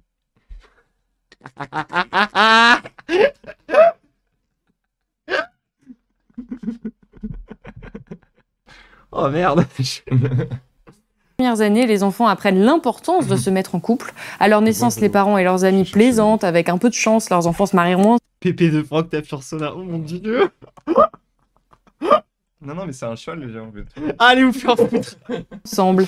À la crèche, on décrète que 2 enfants du sexe opposé sont amoureux dès lors qu'ils jouent ensemble. En maternelle, on encourage les filles à s'imaginer en princesse sauvée par un preux chevalier. On leur dit qu'elles sont belles avec leurs jupes, qu'elles vont faire craquer tous les garçons. On leur fait comprendre que leur valeur dépend de la validation d'un homme. En primaire, on attend des enfants qu'ils vivent leurs premiers émois. Les adultes commencent à leur demander s'ils sont amoureux, s'ils ont un amoureux ou une amoureuse. Donc nous avons tendance à voir l'amour romantique comme une récompense de notre supériorité naturelle et de nos efforts. Le couple se mériterait. Il faudrait s'apprêter, se présenter sous ses meilleurs atours, sur les applis, se vendre pendant le rencard pour y mettre du sien, faire des compromis, travailler sa relation, s'investir. Dans ce contexte, le célibat est donc perçu comme un échec réservé aux fainéants, fainéantes et aux personnes soi-disant impossibles à aimer. L'enfer meilleurs du amis. date, vous. Ah ouais? Putain, moi j'aime bien les dates. J'aime bien, même quand ça se passe mal, j'aime bien parce qu'après je sais que je vais avoir des trucs à raconter aux gens. J'avoue que j'ai un peu ça. Moi je sais que je sais que ça va forcément me nourrir un date. Je suis en mode, soit ça va être horrible et du coup j'aurai plein d'anecdotes, soit ça va être cringe et au pire c'est pas grave, j'y mettrai fin à moi-même rapidement parce que oui après ça, mais c'est vrai que les gens ils savent pas dire non. Je vous dis toujours que les gens quand ils en ont marre ils osent pas dire bon on arrête, je me casse. Oui. Mais non c'est vrai que les gens ils ont du mal avec ça. C'est vrai que si t'as pas ça, tu peux vite te sentir enfermé, je pense, et pas être bien. Ouais. Oui effectivement. Non, j'ai pas ce même rapport au date que toi. Genre, je sais pas dire non, et du coup les dates j'ai choisi. Ah ouais non moi genre je sais que je peux envoyer chier les gens assez facilement donc j'aime pas les dates, je suis trop pauvre pour aller boire des verres, mais attendez, pour vous dans votre tête, date ça va forcément dire genre dépenser de l'argent, aller boire un verre. Genre c'est comme au cinéma, enfin genre je trouve date cinéma c'est la pire chose au monde. C'est vraiment la pire idée de tous les temps en fait. Là on va s'enfermer dans une salle pendant 2 heures mais on pourra pas parler. Incroyable. C'est trop bien. Je vous dis, il faut vraiment qu'on le pousse aux enfants pour qu'après, en grandissant, ils l'obtiennent. Et puis après, effectivement, on va se jouer quelque chose vraiment de la valeur, de notre valeur. On le voit bien d'ailleurs dans les films et les séries. Et, on a très très peu de célibataires. Vraiment, c'est très difficile de trouver des personnages célibataires. Alors, des personnages principaux, il n'y en a pas. Enfin, genre vraiment, à part l'exception de Miranda dans Sex and the City. C'est le sujet du film, c'est extrêmement réel. Ouais. Bah après, quand c'est des hommes, c'est quand même moins vrai. Ouais, c'est vrai. Ouais. Surtout quand c'est des femmes. City et de Barbie, et on y reviendra peut-être plus tard, ça n'existe pas, les personnages principaux célibataires. En tout cas, pas qu'ils restent célibataires. C'est-à-dire qu'il y en a qui sont célibataires, mais qui après. Exactement. Les personnages qui sont vraiment célibataires et qui ne sont pas dans une quête de la romance, comme Bridget Jones par exemple, il y en a pratiquement aucun. C'est vraiment des exceptions qui confirment la règle dans les personnages principaux. On n'a pas réussi à trouver. Putain de merde. Et dans les personnages secondaires, ça va être. Il y aura plusieurs types de représentations qui seront pratiquement toujours négatives. On va avoir les gens qui sont impossibles à aimer. Les Picsou, méga avares, Tintin, de toute façon, Lane. Ah, c'est vrai qu'il y a Lane, ouais, effectivement. Ouais. Il est asexué. Enfin, il n'est même pas asexuel. Il est juste. Il n'a pas. Mais c'est vrai ça. De quoi? Souvent, les femmes célibataires, c'est les méchantes. Oui, c'est très vrai. Il n'existe pas, il est juste là pour être journaliste. Mathilde Michel aussi, non. Ouais, c'est vrai. Et est-ce que vous allez réussir à nous sortir des personnages qui sont pas à moitié des intelligences artificielles par contre, au bout d'un moment ou... Genre en fait c'est cool. Genre tu peux ne pas être genre romantique, mais seulement si t'es partiellement robot, voilà. Disney, t'as Elsa. C'est vrai, oui, c'est vrai. Sauf que ce n'est pas le personnage principal, c'est l'antagoniste. Oui. Le personnage principal, c'est Anna. Désolé, hein, mais c'est vraiment l'antagoniste de La Reine des Neiges, Elsa. Et d'ailleurs, il y a une étude que j'adore citer de Bella De Paolo, où elle a montré des images de gens lors d'une étude. Elle leur a dit, voilà, ces personnes-là sont célibataires, ces personnes sont en couple, c'était bien sûr les mêmes photos, hein, et elle a demandé aux gens ce qu'ils en pensaient. Et en fait, c'est dingue, mais ça c'est une étude qui a une dizaine d'années, quoi. Que c'était les mêmes choses qui revenaient. Elles sont moches, elles sont égoïstes, elles sont... À partir d'une photo, c'est quand même absurde. Le simple fait de dire célibataire, ça te permet déjà d'imaginer tout un tas de traits de personnalité. On se dit, cette personne n'a pas réussi, encore une fois, à être en couple, donc ça veut dire qu'il y a un problème avec elle. Donc elle n'est pas aimable, ou alors elle n'est pas aimante. Il y a aussi tout un côté de pathologisation, on va dire, elle doit avoir des traumatismes, elle doit être incapable d'aimer parce qu'elle a été mal aimée, elle doit avoir un des troubles de la neurodiversité, elle doit être autiste, ça c'est aussi quelque chose qui revient beaucoup. Ou alors neurodiversité. Après ça fait un peu la diversité, hein. Mais bon. Les psychopathes, et par exemple on voit dans les films de Hitchcock, les célibataires sont tous des serial killers, hein. C'est simple. Si on ne désire pas être attiré romantiquement par des autres, c'est qu'il y a quelque chose qui ne va pas chez nous. Mais justement, Et ça, c'est Sarah très Killa, fort dans elle la est une culture. motivation. Célib, ça veut dire quoi? Bah, ça veut dire que t'es un psychopathe, je crois que c'est ça. Ouais. C'est ça, non? Ouais, je pense. Style, avant, au départ, il y avait beaucoup plus de style littéraire, et puis après, ça s'est refermé sur les histoires d'amour romantique. Histoire dont les femmes raffolent beaucoup plus que les hommes. Alors, c'est ce qu'on dit. Mais C'est- Ah ouais, alors ça, c'est tellement faux! Ah là là là là là là! C'est un des clichés les plus importants à déconstruire sur la masculinité.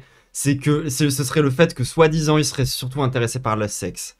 C'est tellement un mensonge. c'est pas vrai. C'est tellement, mais tellement un mensonge. Tous les mecs, ils veulent parler que de ça, de leurs sentiments, de fou, des meufs. Vraiment, c'est trop matrixant pour eux. Genre, vraiment, enfin, c'est vraiment des trucs qui, sans trop, des discussions que j'ai eues même avant ma transition avec d'autres mecs, c'était vraiment autour de leurs meufs. Mais regardez dans le rap, hein. Le rap, il parle que de ça. Mais oui, dans le rap! Voilà, genre, juste regardez ça, en fait. Hein. À part 50 Cent. 50 Cent, il a fait une chanson d'amour. La seule chanson d'amour de 50 Cent, il dit « Tu vas arrêter de m'aimer si jamais je vais en prison. Oui. » Il parle même pas de ses sentiments à lui. Même Raptor et Papacito, ils s'y sont mis. Bah oui, regardez-les s'embrasser goulûment avec leurs grosses langues, là. C'est-à-dire qu'il y a vraiment un moment où ils se disent, mais en fait, ça ne représente pas nos vies. Nos vies ne sont pas entièrement tournées autour de l'amour romantique. Et on a plein d'autres choses qui nous épanouissent. Genre la fin du capitalisme. Let's go, tout cramer. Ça ne nous empêche pas de baiser, hein. Plus souvent. Et surtout, moi, ce que j'adore, c'est les séries sur les adolescents. Il y a une série que j'adore qui s'appelle Scam. Et j'adore la version française. Scam? Mais vraiment, Comme Le train du le scam. train du scam? Comme le train du scam. Le train du scam, est-ce que vous avez pas envie de vous faire scammer par hasard? Est-ce que c'est pas un bon moment là pour me donner tout votre argent et vous faire arnaquer par mois? la dernière scène où on voit tous les gens de toutes les saisons qui se sont mis au couple progressivement dans la série et ne se sont jamais séparés, ce qui fait qu'à la fin, on a un groupe de potes avec que des couples. Ouais. Mais vous avez 17 ans! Mais c'est juste dingue. Et dans la C'est vrai que réalité, c'est un peu ouf. C'est vrai que c'est un peu ouf quand même. Il y a vraiment ce truc, mais Ils genre. ont pas leur bac. ça n'arrive pas. Je veux dire, même si c'est très important de se mettre en couple à l'adolescence, tout le monde n'est pas en couple. C'est loin de là, loin de là. Et on a dans les médias cette représentation, ou dans les séries adolescentes surtout, vraiment l'amour romantique est plus important que tout. Même s'il y a des amitiés, les amitiés vont quand même être secondaire. moins valorisées.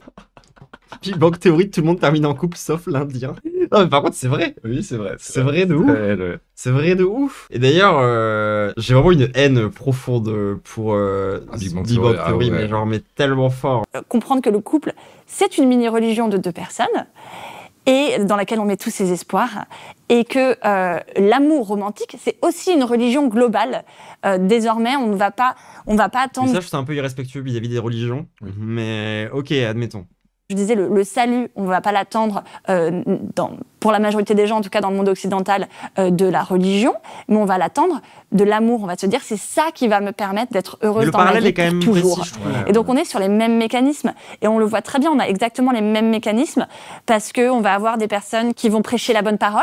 Alors ça, la majorité des gens le font bien sûr s'en rendre C'est vrai que compte, c'est une croyance, notamment à travers la création Parce que, culturelle. en fait, on a critiqué la croyance de l'âme sœur, Ouais. mais c'est une croyance d'un ensemble de croyances. Ouais. C'est comme les chrétiens, ils croient pas qu'au déluge. Tu sais, j'imagine trop, genre, des gens qui viennent toquer à ta porte en mode bonjour, est-ce que vous avez déjà entendu parler de l'amour amoureux, du coup Et puis après, il va y avoir des C'est inquisiteurs. exactement ça. Et j'en parle pas énormément dans mon livre, mais il y a une énorme violence au-delà des simples contracte pas. single shaming pour les personnes qui ne sont pas en couple.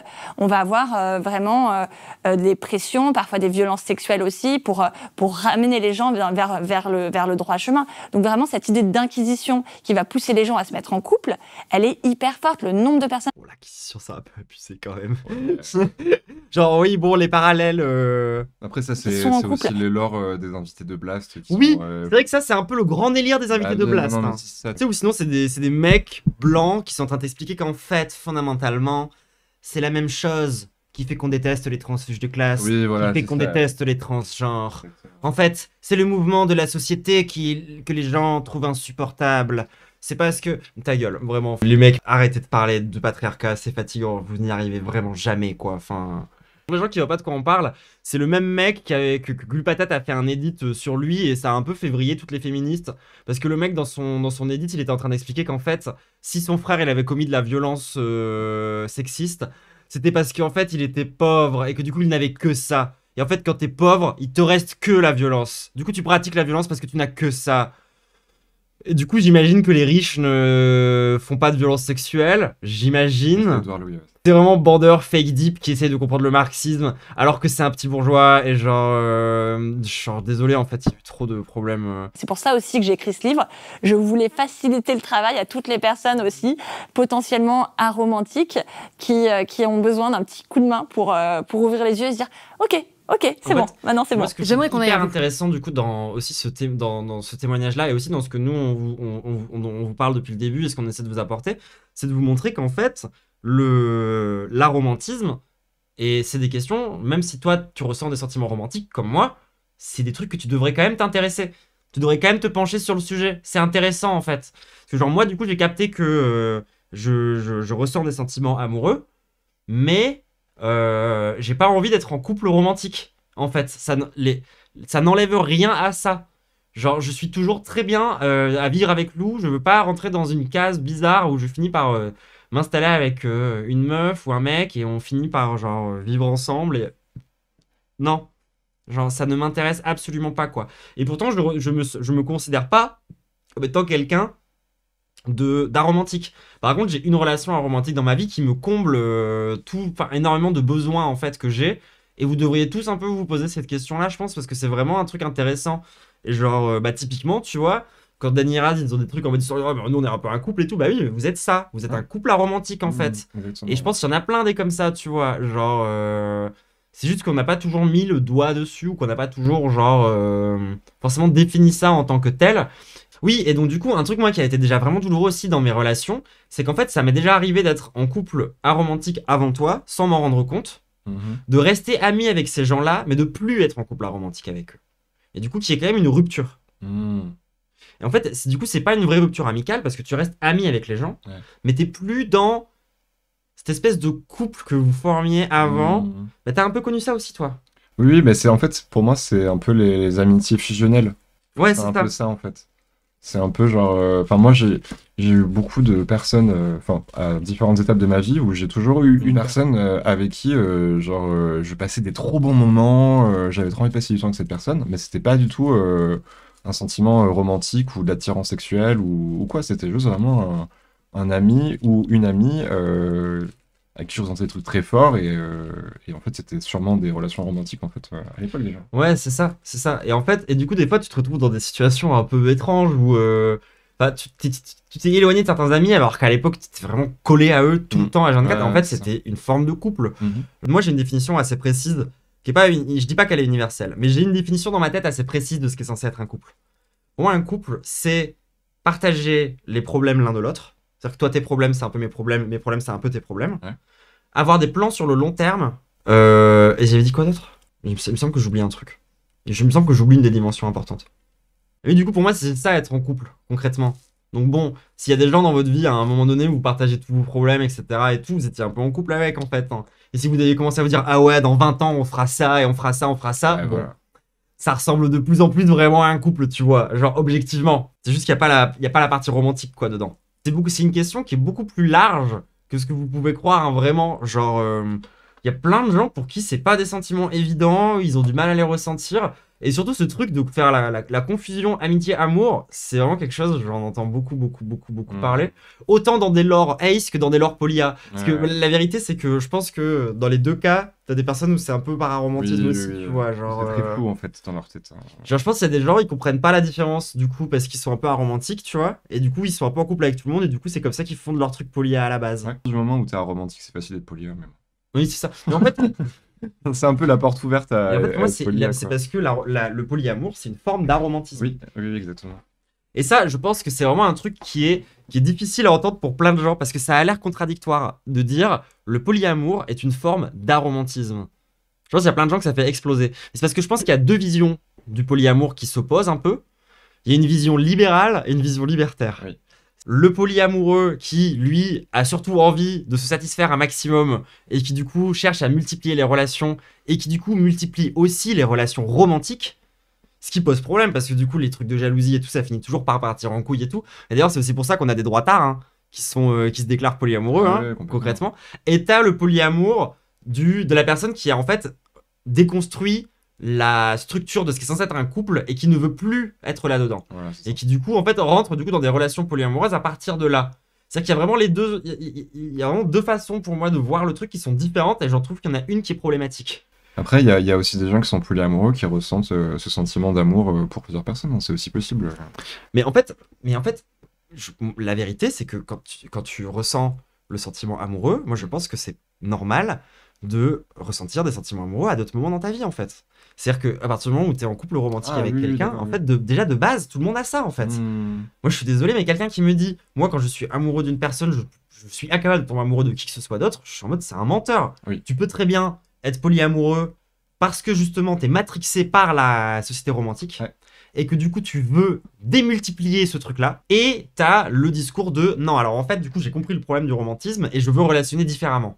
Et du coup, tu relationnes de façon polyamoureuse ou tu peux relationner encore, je veux dire, le polyamour, c'est un choix parmi d'autres, Oui, quoi. voilà, c'est Genre, ça. bah, typiquement.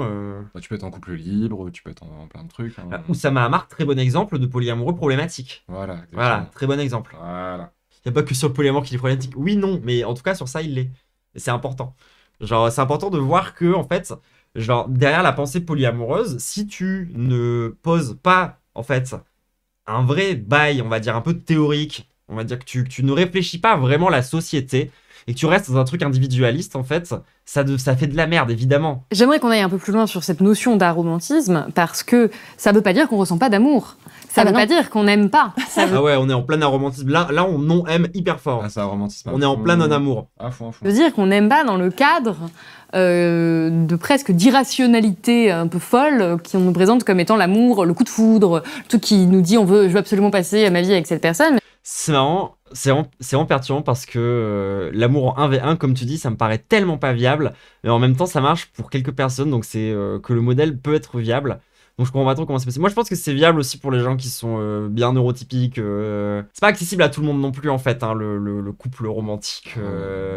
Mais c'est marrant à chaque fois, le peu de fois où les gens m'interrogent dessus, il y a toujours cette idée que je passerai à côté de quelque chose parce que je ressentirai pas les montagnes russes vraiment, de l'amour romantique. Genre vraiment, alors que vraiment, moi, pour le coup, moi mon opinion premier degré quand même, hein, c'est que mes sentiments romantiques ils m'ont vraiment pas apporté que du bien quoi. Ah ouais, non, c'est clair. Ah waouh, genre vraiment dans ma vie les gens, moi ça n'a été que des problèmes. Mais vraiment ça n'a été que des problèmes. Ça n'a jamais été bien. Pour le moment ça n'a encore jamais été bien. Enfin peut-être que ça commence un peu en ce moment. À voir. Ça a strictement toujours été horrible. Genre oh là là, oh tu passes vraiment à côté de quelque chose, hein, vraiment. Ah, c'est dur, hein. Oh, tous les arômes, vraiment, franchement, ah, vous savez pas ce que vous ratez, hein. Des heures à pleurer, des moments où vous vous sentez mal, je suis asexuel, aromantique, plus j'entends mes potes, plus je me dis que j'ai de la chance. Franchement, oui, c'est vraiment, De fou, hein. moi dans ma vie, je vous le dis, ça a toujours été davantage un problème. Vous dites les petites habitudes et contrariétés paraissent avoir plus de conséquences, provoquent donc chez le couple des émotions plus vives. C'est-à-dire que ce qu'on va Ça, c'est pardonner le truc dont je t'ai à parlé. un ami de conséquences, Ah, oui. Et t'avais du mal à comprendre. Ah, ouais, d'accord. Ça, t'avais Ouais, beaucoup je de vois mal à ce que tu veux comprendre. Parce que, en fait, ça nous est déjà arrivé avec Lou, évidemment, d'avoir pas des engueulades, mais des moments où il faut qu'on se dise les choses. dire. Ouais, ouais. Et j'avais dit ça à Lou, et tu ne comprenais pas. Genre, t'étais en mode genre. Et moi, j'étais en mode, mais si, je t'assure. Genre, si là, on avait été en couple, ça aurait été un moment horrible. On se serait engueulé. Genre, ça aurait été. Enfin, genre, moi, je t'en aurais voulu. Je l'aurais trop mal vécu, tu vois. Ouais. Et toi, t'étais en mode, mais je comprends pas. J'étais en mode, mais si, je t'assure. Et en fait, du coup, genre, ces moments-là de clarification où il y a un truc qui nous gêne ou quelque que ce soit, quand on en Ouais. parle, je le vis tellement mieux que si on avait été en couple romantique, Ah, mais ouais, non, ouais. tellement mieux. Genre, c'est une des raisons pour lesquelles, genre, moi, la stabilité du couple romantique, c'est vraiment quelque chose dans lequel je me retrouve. La stabilité émotionnelle, sentimentale et tout. En fait, j'ai besoin j'ai plus besoin de ça sur ces aspects-là de ma vie, tu vois. Ah, ouais, non, pareil. partenaire financier, notre partenaire économique, notre partenaire de plein de vie, de plans de vie, de vacances, c'est énorme. mais même en coloc, on n'a pas ça. On se dit pas, je vais passer ma vie à Mais non. voir cette serviette qui traîne. Sauf Donc ça- cas exceptionnels. sauf cas Et je donne exceptionnels. effectivement des exemples de gens qui se disent, bah, moi, mon amitié, ou ma sœur, ou des exemples comme ça, des gens qui disent, cette personne-là, c'est avec elle que je veux construire ma vie. Mais Et c'est même le là, truc que tu supporterais pas chez un coloc, tu l'acceptes dans un couple, je comprends pas. Mais c'est bizarre, hein. C'est vraiment irrationnel. Enfin, c'est vraiment, oui. C'est c'est l'irrationalité des sentiments romantiques. Rare. Et même là, en fait, il n'y a pas ce même agacement parce qu'on n'est pas liés de la même façon. On n'est pas vu comme étant le reflet. T'as Greno qui est en train de se rendre compte que peut-être il ou elle est un romantique en direct. de l'autre Grino, par la société. Et parce quand qu'on j'ai vu ne- cette vidéo, hein, genre vraiment. Ouais. Et en vrai, POV, plein de gens à qui on en parle. Ah ouais. La vérité, c'est que POV, plein de gens à qui on en parle. Enfin, moi, j'ai au moins une dizaine d'amis en tête qui, s'ils voyaient le stream, ils seraient en mode ah ouais. on met pas tous nos œufs dans le même panier. Même si on décide de dire ma meilleure amie, ma partenaire de vie, ça va pas être la personne dont on va tout attendre. On va se dire, bah non, j'ai des amitiés aussi. En fait, on va pas être sur la même hiérarchisation. Parce que notre société romantique, elle existe... Enfin, le fait qu'on valorise autant le couple romantique, on se dit, voilà, là, il y a le couple romantique et là, il y a toutes les autres relations. Et en fait, ça, c'est quand même vraiment une façon de nous faire rentrer dans le couple romantique. Le spectre de l'aromantisme, et je prends l'amitié très au sérieux. Mais en fait, alors moi, ça, c'est un truc que j'ai jamais compris. C'est que moi, je suis vraiment une loveuse, hein, pour le coup, genre les sentiments romantiques. Encore une fois, c'est un truc c'est standard pour moi. Hein. Par contre, mes amitiés sont toujours strictement passées au-dessus de ça. Hein. Parce que, en fait, je pense que depuis toujours, je vois l'irrationalité profonde de l'amour romantique. Et du coup, je suis désolé, mais les amis, c'est vraiment le plus important, quoi. Le couple romantique, il est monté au moment de la baisse de la puissance de la religion, mais aussi au moment où les femmes commençaient à prendre leur indépendance et avaient plus autant besoin des hommes et plus autant envie de se mettre en couple. Et donc ce nouveau narratif, il a permis de convaincre les femmes qu'elles avaient toujours besoin d'être en couple. Et c'est ça qui a fait qu'en fait elles se sont dit ouais non, en fait le couple hétéro c'est super cool, alors que et c'est aussi tout le problème. Le couple hétéro ne fonctionne pas. Et bon, le couple homo non plus, d'ailleurs. Pas tel qu'on l'imagine, pas comme étant le... Faut pas croire que les couples homosexuels, ils sont hyper fonctionnels. Et, c'est tellement bien dit. Oh là mais là, là. tu sens qu'il y a vraiment... Mais tu sens que ça, c'est une lesbienne. Genre Ah là, oui, tu vois mais que là, il y a yes. tout son vécu de lesbienne de fou. qui parle Ah vraiment ouais. en mode... Alors ouais, par contre, si on veut vraiment parler de couple dysfonctionnel, je pense que on peut en parler effectivement Ouais. chez les lesbiennes. En effet, oui. Ouais. Genre... Chez les gays, c'est pareil. Hein. Ah ouais, non mais chez les lesbiennes, c'est un délire par Ouais, contre. non, Je je suis suis désolé, moi, d'accord. genre, j'ai quand même plus de... Proportionnellement, dans ma vie, j'ai vu plus de couples gavés toxiques chez les lesbiennes que chez les mecs gays. Après, je connais plus de lesbiennes que de gays aussi. Mais ouais, genre chez les lesbiennes, je crois que j'ai jamais connu de relation lesbienne un peu équilibrée, genre vraiment, enfin c'est une dinguerie. Que se Mais passe-t-il chez les lesbiennes? Bah en fait c'est très simple, genre elles ont l'impression de... En fait, de base, c'est compliqué de te draguer quand t'es lesbienne, parce que on n'apprend pas aux meufs à faire le premier pas. Donc en fait, il y a vraiment ce truc de... Une fois que t'es en couple, t'as vraiment réussi à faire quelque chose qui avant était hyper compliqué, et en plus de ça t'as l'impression qu'aucune autre meuf n'était lesbienne parce qu'on voit beaucoup plus facilement les mecs gays que les meufs lesbiennes. Du coup il y a vraiment ce côté de rareté hyper fort, et ce côté de une fois que t'en as trouvé une et que vous avez réussi à vous mettre ensemble, vous ne vous quittez plus. Alors en fait, soit du coup, elle se tourne autour pendant 10 ans, exactement comme dit Eudric, soit ils comme ma vie, ils se rencontrent et boum, le lendemain, ils construisent une maison ensemble. C'est parti, ils adoptent 2 labradors. C'est parti la vie dans la forêt à 2 en train de construire leur maison avec Voilà. leurs pierres et leur tablier de bûcheron, et c'est parti, d'accord? Et en fait, elle n'existe plus. Et tu n'entends plus parler d'elle pendant 5 ans. Et puis, au bout de 5 ans, tu la vois revenir. Et soit elle-même, en fait, elle a trompé sa meuf, soit sa meuf, en fait, elle l'a trompé avec genre 50 autres meufs. Ah, bref, c'est que ça, systématiquement. Genre vraiment. Force lesbienne, hein, forcément. Après, énorme force lesbienne. Enfin, genre, ouais, du coup, ma relation horrible là, dont je vous ai parlé juste avant, c'est une relation lesbienne de type on s'est tourné autour pendant 10 ans. Donc je sais de quoi je parle. Comment, dans une société qui nous apprend à être individualiste, qui nous dit de prioriser notre bonheur personnel, comment on peut prioriser notre bonheur personnel en priorisant le bonheur de l'autre? Il y a un truc qui est complètement incompatible. Et puis de toute façon, Ça, par contre, je suis pas d'accord. Je crois Ouais, pas être je suis d'accord pas avec ça. d'accord non plus. Là, tu redeviens individualiste bébête. Oui. Là, tu redeviens... On revient Montessori athée, tu redeviens libéral un peu bizarre. Ouais. Je dirais même plus que ça, tu redeviens protestante. Ah mais je vais te matrixer par Papacito. une société capitaliste qui nous fait travailler comme pas possible. Donc on n'a pas le temps de mettre l'effort, en fait. Bell Hooks dit que l'amour, c'est une action. Et en fait, si on ne prend pas le temps d'être là pour la personne avec qui on est en couple, pour ses amis, pour sa famille, l'amour, il peut pas durer comme ça. C'est pas, Parce que pas pour moi, un le truc... problème, c'est qu'elle était vraiment dans un truc de jeu. Mon objectif personnel est de maximiser mon bonheur. Oui. Et je suis en mode, définis le bonheur déjà. Et quand je suis pas du tout en train de dire que le sentiment C'est une amoureux c'est tempête nul, d'émotions, que les toi, grandes dans tes passions, les montagnes russes de l'amour romantique, c'est nul et qu'il faut arrêter. Je dis pas du tout ça. Je dis juste que l'amour romantique tel que la société le conçoit ne permet pas à l'amour en fait, qu'il soit romantique ou autre, de s'exprimer dans toute sa beauté. Et Ça, je suis assez d'accord. Genre, le fait que les relations de couple romantiques soient déjà de base, structurellement parlant, toxiques, faillibles, Oui. genre, et possèdent en son sein des mécanismes horribles, fait que bah, même quand t'es genre quelqu'un qui connaît genre l'amour, tu ne peux pas le vivre correctement en fait. Ouais. qu'en fait, on est en train de détruire un peu l'amour en essayant de le mettre dans une case qui est cassée en fait dès le départ.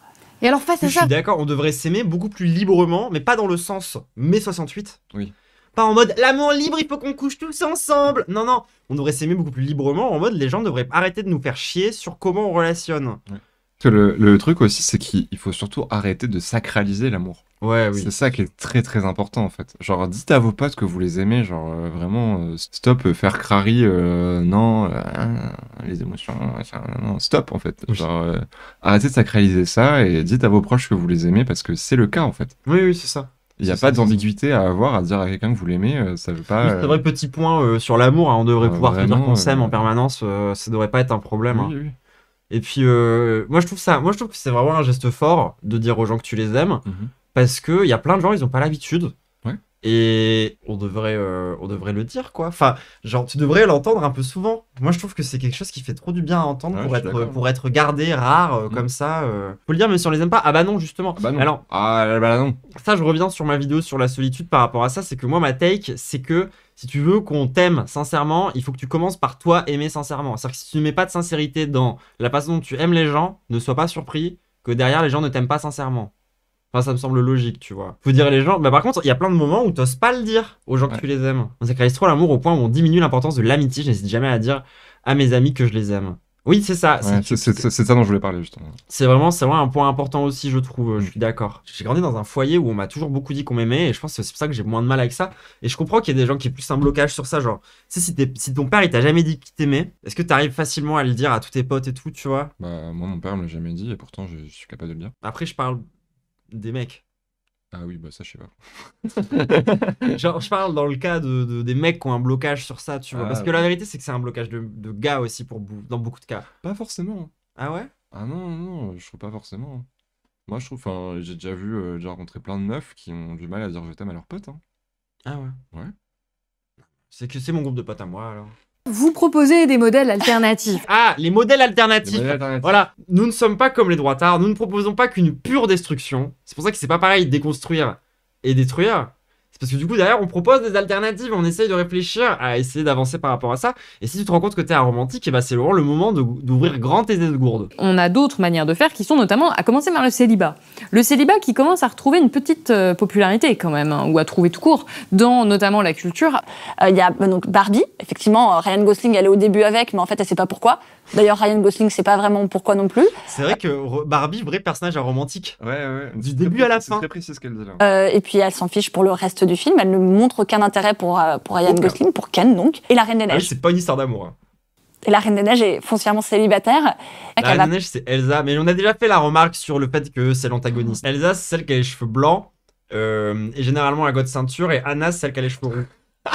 Vraiment que c'était plus acceptable certaines conditions du couple hétéro, mais aussi parce que les réflexions autour de la sororité, notamment, ont commencé à grandir. Toute la culture de la famille choisie qui vient de la communauté LGBTQ+, aussi a montré tous ses bienfaits, a montré qu'on pouvait penser autrement sa vie, qu'on pouvait vivre autrement, qu'on pouvait faire de ses amis, faire de sa famille, qu'elle soit choisie ou d'origine, les piliers de sa vie.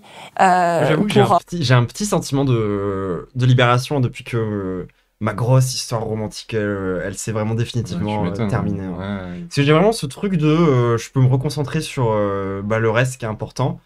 Vraiment, genre sur l'amour que je porte aux gens et tout, tu vois. Et j'ai un vrai sentiment d'apaisement, genre vraiment énorme depuis que c'est terminé. Je sais pas comment dire. Même si j'y pense encore souvent et que c'est compliqué et tout, tu vois. Genre, tu passes ta meilleure Saint-Valentin. Et Ah je bah, crois que c'est une de mes trop bien. meilleures aussi, en vrai. Premier degré, je pense que j'ai toujours... Enfin, moi, comme déjà dit précédemment, ma vie romantique est une catastrophe. Donc oui, je pense que c'est une de mes meilleures Saint-Valentin aussi, effectivement. Une relation néfaste, bah... C'était plus compliqué que ça. J'ai Lou, j'ai mes amis, j'ai mon chat et tout. Genre, t'es caté en vrai. Genre, j'ai juste vécu une relation compliquée sur des années qui fait que, en fait, j'ai aussi eu un blocage et qui fait que j'ai pas pu connaître d'autres relations aussi à côté, tu vois. Je pense que c'est le même sentiment que quand t'es délivré d'un genjutsu.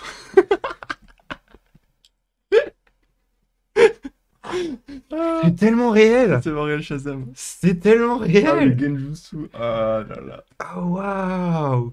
Je pense que personne n'avait jamais défini ce que je ressentais avec autant de clarté. Je parle beaucoup d'immobilier dans ce livre. Parce que c'est fondamental. On en a C'est la base. parlé ici à Blast pour parler du logement, à la place centrale que ça occupe dans nos vies et dans nos porte-monnaies, puisque c'est le premier poste de dépense des Français. Donc c'est pour normal beaucoup de parler personnes, on ne se sépare pas parce qu'on ne sait pas où on va vivre. C'est la première cause de bascule dans la précarité. Donc ça a des vraies conséquences. Donc moi, ça me semblait légitime que ça occupe autant de place, justement, ces questions immobilières, puisque c'est même une question qu'on est à Paris, là, beaucoup de gens se posent. Quand on vit à Paris, très rapidement, on se dit, si on peut vite se mettre en couple et baisser le loyer, c'est pas mal. L'offre immobilière, elle est vraiment conçue pour la famille nucléaire.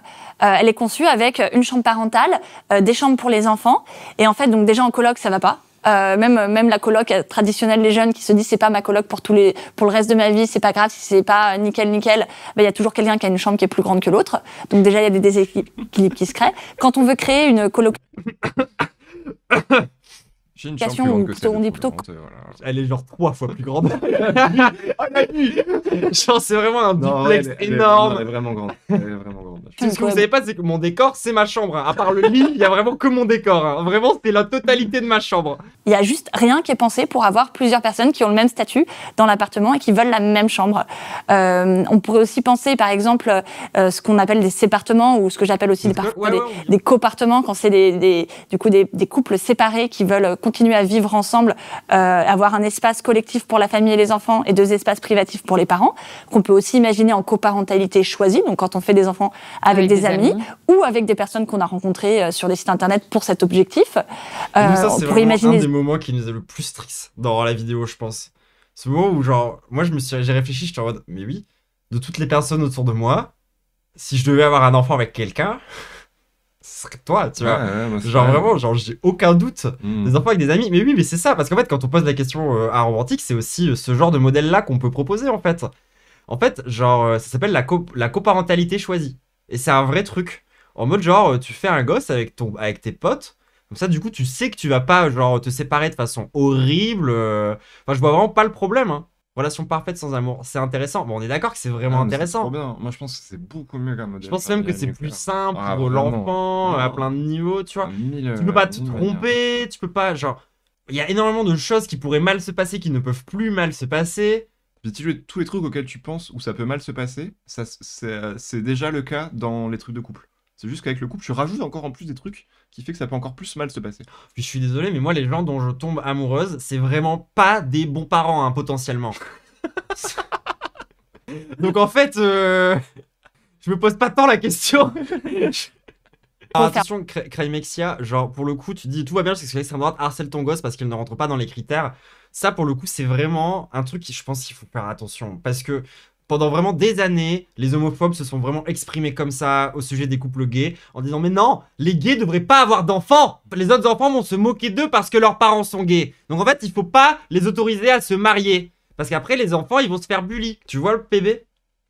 Donc non, à aucun moment, genre, les enfants vont se faire emmerder parce que leurs parents sont pas en couple romantique. C'est tellement moins pire dans la tête de plein de gens que genre si un de leurs parents est trans en fait. Genre c'est déjà niqué. Ou s'il a 2 mères, ou s'il a 2 papas. Oui voilà, limite je pense que c'est plus choquant pour certaines personnes, des gens qui ont en coparentalité choisie, et par rapport à des gens qui seraient genre lesbiennes. Le problème c'est les LGBT-phobes, pas les LGBT, c'est juste ça. Oui voilà, c'est ça. C'est juste ça genre on va pas s'empêcher de vivre parce qu'il y a des gens qui vont nous harceler en fait, sinon moi j'arrête de transitionner. Et d'être streameuse. Le plan est de tout repenser ou de faire des gros travaux, de trouver 2 apparts à côté, voilà. Donc l'offre, elle n'est pas adaptée aux besoins actuels en fait. Et ça, c'est un vrai problème. Et alors, quels sont les modèles alternatifs qui s'offrent à nous quand on n'est pas, on se reconnaît pas dans cet amour romantique, on veut quand même, par exemple, faire des enfants. Qu'est-ce qu'on peut faire? Alors sur le faire famille, il y a plein de choses qui sont possibles maintenant, d'autant plus maintenant que la PMA a été ouverte à presque toutes. On peut effectivement se tourner vers la PMA seule. On peut se tourner vers... c'est ce que vous avez fait. Oui, mais pas en France. Pas en France. Parce que c'était pas autorisé. Parce que c'était pas autorisé à l'époque, parce que ça prend toujours trop de temps. Mais si je le faisais aujourd'hui, je le ferais toujours à l'étranger, parce que ça prend trop de temps en France, parce qu'on n'a pas de contrôle sur la façon dont on va avoir un enfant. Oui, c'est là que ça redevient vraiment politique. Ouais. Parce qu'en fait, du coup, il y a des questions de trucs légaux qui sont pour remettre en question. Genre le livret de famille, par exemple. Ouais, quelle énorme merde. C'est quoi cette histoire? Quelle énorme merde, le livret de famille. Putain. Attendez, genre, est-ce que vous savez... Parce que moi, du coup, j'ai appris ça en parlant avec des personnes trans qui ont transitionné après avoir des enfants. Mais en fait, genre, quand t'es trans, que tu veux faire ton changement d'état civil, t'as besoin du livret de famille. Et du coup, t'as besoin d'une version qui date d'il y a moins de 6 mois du livret de famille. Donc en fait, il faut que t'ailles demander genre à ton ex de te filer le livret de famille, sinon tu peux pas transitionner légalement. C'est impossible. Sachant que lui-même, le temps qu'il fasse les démarches, potentiellement, tu récupères le livret de famille trop tard, et du coup, il est plus valable. Et du coup, en fait, ça fout le bordel. En vrai, il y a plein de gens qui vivent avec des parents qui sont pas en couple. Genre des gens qui ont des parents divorcés, quoi. Mais en fait, c'est devenu la méta. C'est pour ça que c'est pas si compliqué que ça, en fait, à envisager des modèles de société alternatifs. Parce qu'on est déjà, en fait, quasiment après la crise du divorce, où tous les parents ont déjà divorcé, en fait. Et parce que les personnes asexuelles et aromantiques sont discriminées. Je vous renvoie vers l'article que j'ai fait pour Cosette, dans lequel on voit des centres de PMA qui, au téléphone, vont littéralement dire « Ah non, on ne prend pas les moins de 29 ans, les célibataires de moins de 29 ans, ou « Ah non, non, on ne sait pas s'occuper des personnes asexuelles qui n'ont pas eu de rapport sexuel. » Donc on est vraiment dans une discrimination complètement illégale et éhontée. C'est-à-dire que les gens trouvent ça tellement normal, en fait, qu'on ne s'occupe que des personnes en couple, qu'ils n'ont aucun problème à dire qu'on ne prend pas les célibataires pour leur donner la PMA, alors que c'est bien sûr légalement interdit. On peut complètement réimaginer en fait le nombre de parents qui peuvent être aussi impliqués dans ce projet. On peut dire c'est de plus en plus acquis que accepter, en tout cas dans une marge de la société, que cette idée de la famille dans laquelle il y aurait que 2 parents qui s'occuperaient des enfants et qui seraient coupés du reste du monde, ça ne fonctionne pas. Et historiquement, ça n'a jamais fonctionné comme ça. Et donc de se dire, en fait, on va être plusieurs parents ou plusieurs référents, ou alors on aura des amis qui vont avoir des rôles d'allo-parents, donc autres parents qui vont pas être parents sur le papier, mais qui vont avoir un rôle dans l'enfant, qui vont être des référents, qui vont participer. Ouais, ça, c'est des situations qui arrivent déjà tellement souvent. Genre le nombre de grands-parents qui jouent le rôle de allo-parents là. Genre, ou de ce genre de truc, c'est un truc qui arrive vraiment tout le temps. Ou de meilleur ami de la mère. Ou enfin ce genre de truc. C'est vraiment, ça arrive tout le temps. Vraiment. Après, il y a des limites qui sont les contraintes immobilières, qui sont les contraintes financières. Et là, et c'est pour ça aussi que je voulais écrire ce livre, c'est qu'on peut changer les choses collectivement et politiquement. Les gens ne sont pas obligés de galérer, en fait. Toutes ces décisions-là qui ont été faites, qui fait que l'impôt sur le revenu, il favorise les couples avec une personne qui gagne plus que l'autre, qui sont mariés. Alors, attendez. Ouah, cette vidéo de bandeuse bourgeoise blanche. Attends, c'est grave.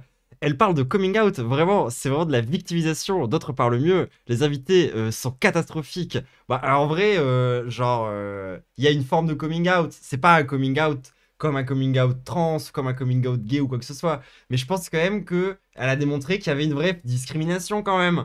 Tu peux pas non plus lui dire juste, genre, ah vas-y, c'est une bourgeoise blanche, elle ne ressent aucune discrimination.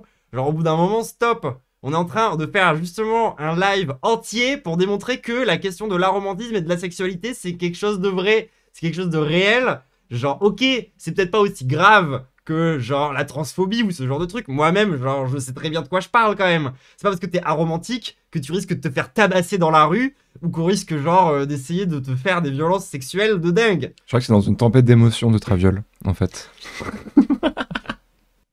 Les familles monoparentales ont plus de difficultés financières. C'est la première catégorie de personnes en plus, je suis la première à dire que les invités de Blast, souvent, c'est des cons. Ah ouais, c'est pauvreté. Comment faire pour qu'on change ça? Par exemple, il y a une carte famille nombreuse. Pourquoi il n'y aurait pas une carte famille monoparentale? Alors oui, c'est une esthétique de bourgeoise blanche. Enfin, c'est pas pour autant que je peux pas écouter ce qu'elle dit. Oui, voilà. Donc c'est plein de petites idées comme ça, on se dit, ah bah oui, pourquoi est-ce que les familles monoparentales pourraient pas avoir des gens, ils tickets? auraient été en mode genre, non, moi je n'écoute pas Marx, c'est un bourgeois. Et puis je suis désolé, on a besoin de gens comme elle aussi pour se battre pour le romantisme, hein, parce que genre les autres gens qui sont romantiques, souvent ils sont aussi trans, ils sont aussi opprimés de tous les sens. Alors elle a un peu de posture, et elle peut se battre pour ça. Oui, force à et toi, puis genre elle est lesbienne aussi, genre Voilà, c'est une c'est meuf de ça, la genre, commu LGBT et ouais. tout. C'est pas la question c'est sa façon de parler, dépolitisante et individuelle, ça se voit qu'elle se fout Mais comment ça? Elle vient d'expliquer que c'était un problème de société dans lequel justement il y avait des questionnements genre immobiliers. Elle a commencé littéralement l'interview en disant que ça coûte 1,5 fois plus cher d'être célibataire que d'être en couple. Voilà. Donc, elle parle vraiment d'un truc sociétal en fait. Elle parle vraiment de conditions matérielles d'existence, hein, si c'est de ça dont tu veux parler. Juste, genre, t'es en train d'avoir un truc de haine de classe un peu con que je peux comprendre, mais genre redescends et genre juste écoute-la parler en fait. Donc il y a plein de choses qu'on pourrait mettre en place et même si elles ne seront pas votées dans 2 ans. Eh bien, on va terminer là-dessus, sur imaginer Et voilà, d'autres... c'est ce qu'elle elle vient de dire quoi? Elle vient de dire, il faut mettre de la politique, c'est des questionnements politiques, c'est des trucs à poser sur la table, c'est pas normal. Mais en fait, à la base, justement, on voulait regarder du contenu de gens pas basés sur les questions de l'aromantisme. On voulait justement, très précisément, regarder du contenu de gens qui étaient en mode... manque à ne pas être en couple. Je me suis juste... qui ne voient que la question individuelle. Et justement, nous, on essaye de dépasser la question individuelle et de dire, les trucs de l'aromantisme, c'est pas juste, genre, toi, comment tu te sens au fond de toi, machin. Non, c'est vraiment des questionnements sociétaux, en fait. Bah écoutez, peut-être on peut regarder du coup ensemble, parce que je sais pas si on va faire ça avec Lou, au final, c'est pas si intéressant. Toujours senti un peu bizarre, mais le terme d'aromantisme, je le connais depuis même pas 5 ans. Bonjour, moi c'est Sonia. Genre, moi, je les trouve insupportables. Salut, moi c'est Hervé. Bien le bonjour, moi c'est Alixia. On est aromantique. Et aujourd'hui, on va vous expliquer ce que c'est l'aromantisme. C'est Bah du coup, je pense qu'on va pas être d'accord. parti.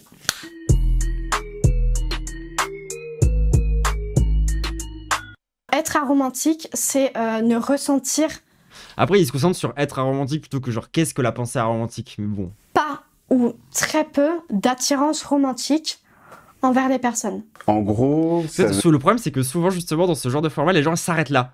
Sans même se poser la question de qu'est-ce que l'attirance romantique. Alors qu'en fait, c'est ça, l'aromantisme. C'est précisément de se poser cette question-là et de dire, mais en fait, ça ne me convient pas. Et genre, oui, du coup, là, c'est hyper libéral. Ouais, ouais. veut dire ne pas ressentir le besoin d'être en couple ou d'avoir une relation privilégiée avec une personne. Pour moi, ça se manifeste par le fait que je ne tombe pas amoureuse et que je ne suis jamais tombée amoureuse. Une personne aromantique ne va pas ressentir Alors qu'en fait, c'est des questionnements qui dépassent très largement ça. Hein. ce besoin, ne va pas éprouver de manque à ne pas être en couple. C'est se mettre en opposition avec le schéma Me, myself and I. Ouais, c'est ça. dit C'est romantique, la sainte trinité du libéralisme. monogame et exclusif. Avoir les sentiments amoureux exclusifs, ça ne m'est jamais arrivé. C'est très important de comprendre que Alors, on s'en fout un peu. la sexualité, c'est une orientation sexuelle. Oui, et en fait, c'est vraiment ça. Genre, c'est oui, et du coup, quoi? Qu'est-ce que ça veut dire sur toi, ta vie? Et l'aromantisme, c'est une orientation romantique. Être asexuel, c'est le fait de ne pas ressentir d'attirance sexuelle. Et être aromantique, c'est vraiment le fait de ne pas ressentir le besoin d'être en couple avec cette personne. Dans mon cas, je suis les deux. Bah, moi, du coup, je suis en couple aromantique, en fait. Donc, c'est pas... en fait, il manque vraiment la théorie derrière, quoi. Il manque une construction un peu solide. Je pense que c'est vraiment des gens qui sont aromantiques. Et juste, ils essayent d'en parler, mais ils ont pas forcément Donc je suis... Après, se poser une question sur toi, ça peut être une porte d'entrée vers l'aromantisme sur le plan politique. Exactement. Mais c'est aussi pour ça qu'on en parle comme sous cet angle-là. Parce qu'en fait, c'est aussi vrai pour, genre, ton orientation sexuelle. Te poser des questions sur ton orientation sexuelle, c'est hyper politisant, en fait. Si tu fais ça bien, si tu n'es pas Gabriel Attal. Moi, personnellement, je suis les deux. Je suis à la fois asexuelle et aromantique. Moi, je me sens plutôt... Et alors, justement, en fait, moi, je trouve qu'en plus, quand tu poses la question comme ça, tu rates vraiment le cœur de... Enfin, le cœur. Pas le cœur, forcément, mais tu rates vraiment une partie hyper importante des questionnements autour de l'aromantisme, qui sont typiquement les gens comme moi, où en fait, genre, bah, moi, je suis ni asexuel, ni aromantique, hein. Et pourtant, je me complais et je suis vraiment équilibrée et heureuse dans une relation aromantique. Enfin, si on dit beaucoup plus que simplement sur est-ce que genre je suis aromantique ou est-ce que genre machin. Enfin non, parce qu'en fait même des gens qui sont ni aromantiques ni asexuels, bah, on a des choses en fait à aller chercher. On a des choses pour notre vie à tous en fait, et surtout la vérité, c'est que ça vient aussi remettre en question la notion de famille qu'on a aujourd'hui. En grandissant, je me sentais un peu différente. Vers le collège et le lycée, à chaque fois, je disais bah non, moi, ça m'intéresse pas. J'ai toujours plus ou moins su que j'étais aromantique. Les LGBT, c'est pas qu'une question d'étiquette, quoi. Genre vraiment, il y a ce truc de... genre, ils sont en mode genre, oui, alors moi, j'ai cette étiquette-là, moi, j'ai cette étiquette-là. C'est vraiment pas ça. C'est vraiment pas ça, la lutte LGBT. C'est vraiment pas ça, les questionnements autour de... que ce soit la théorie du genre, ou du coup, la déconstruction de la société romantique, ou que ça soit autour des questions d'orientation sexuelle. Ça dépasse très largement, en fait, la question de toi, comment tu te sens. Genre, c'est pas que ça m'intéresse pas, hein. Par contre, à l'échelle de la société, à l'échelle de la structure, peut-être on a quelque chose, on peut en dire, on peut en parler, il y a quelque chose à faire, oui, effectivement. Et en l'occurrence, les questionnements Ace et Arrow, bah, ils sont tout à fait légitimes, hein, je suis désolé. Mais quand tu regardes, genre, les stats et ce genre de trucs, enfin, genre, encore une fois, cette statistique de une personne Arrow, enfin, une personne célibataire, sa vie coûte beaucoup plus cher.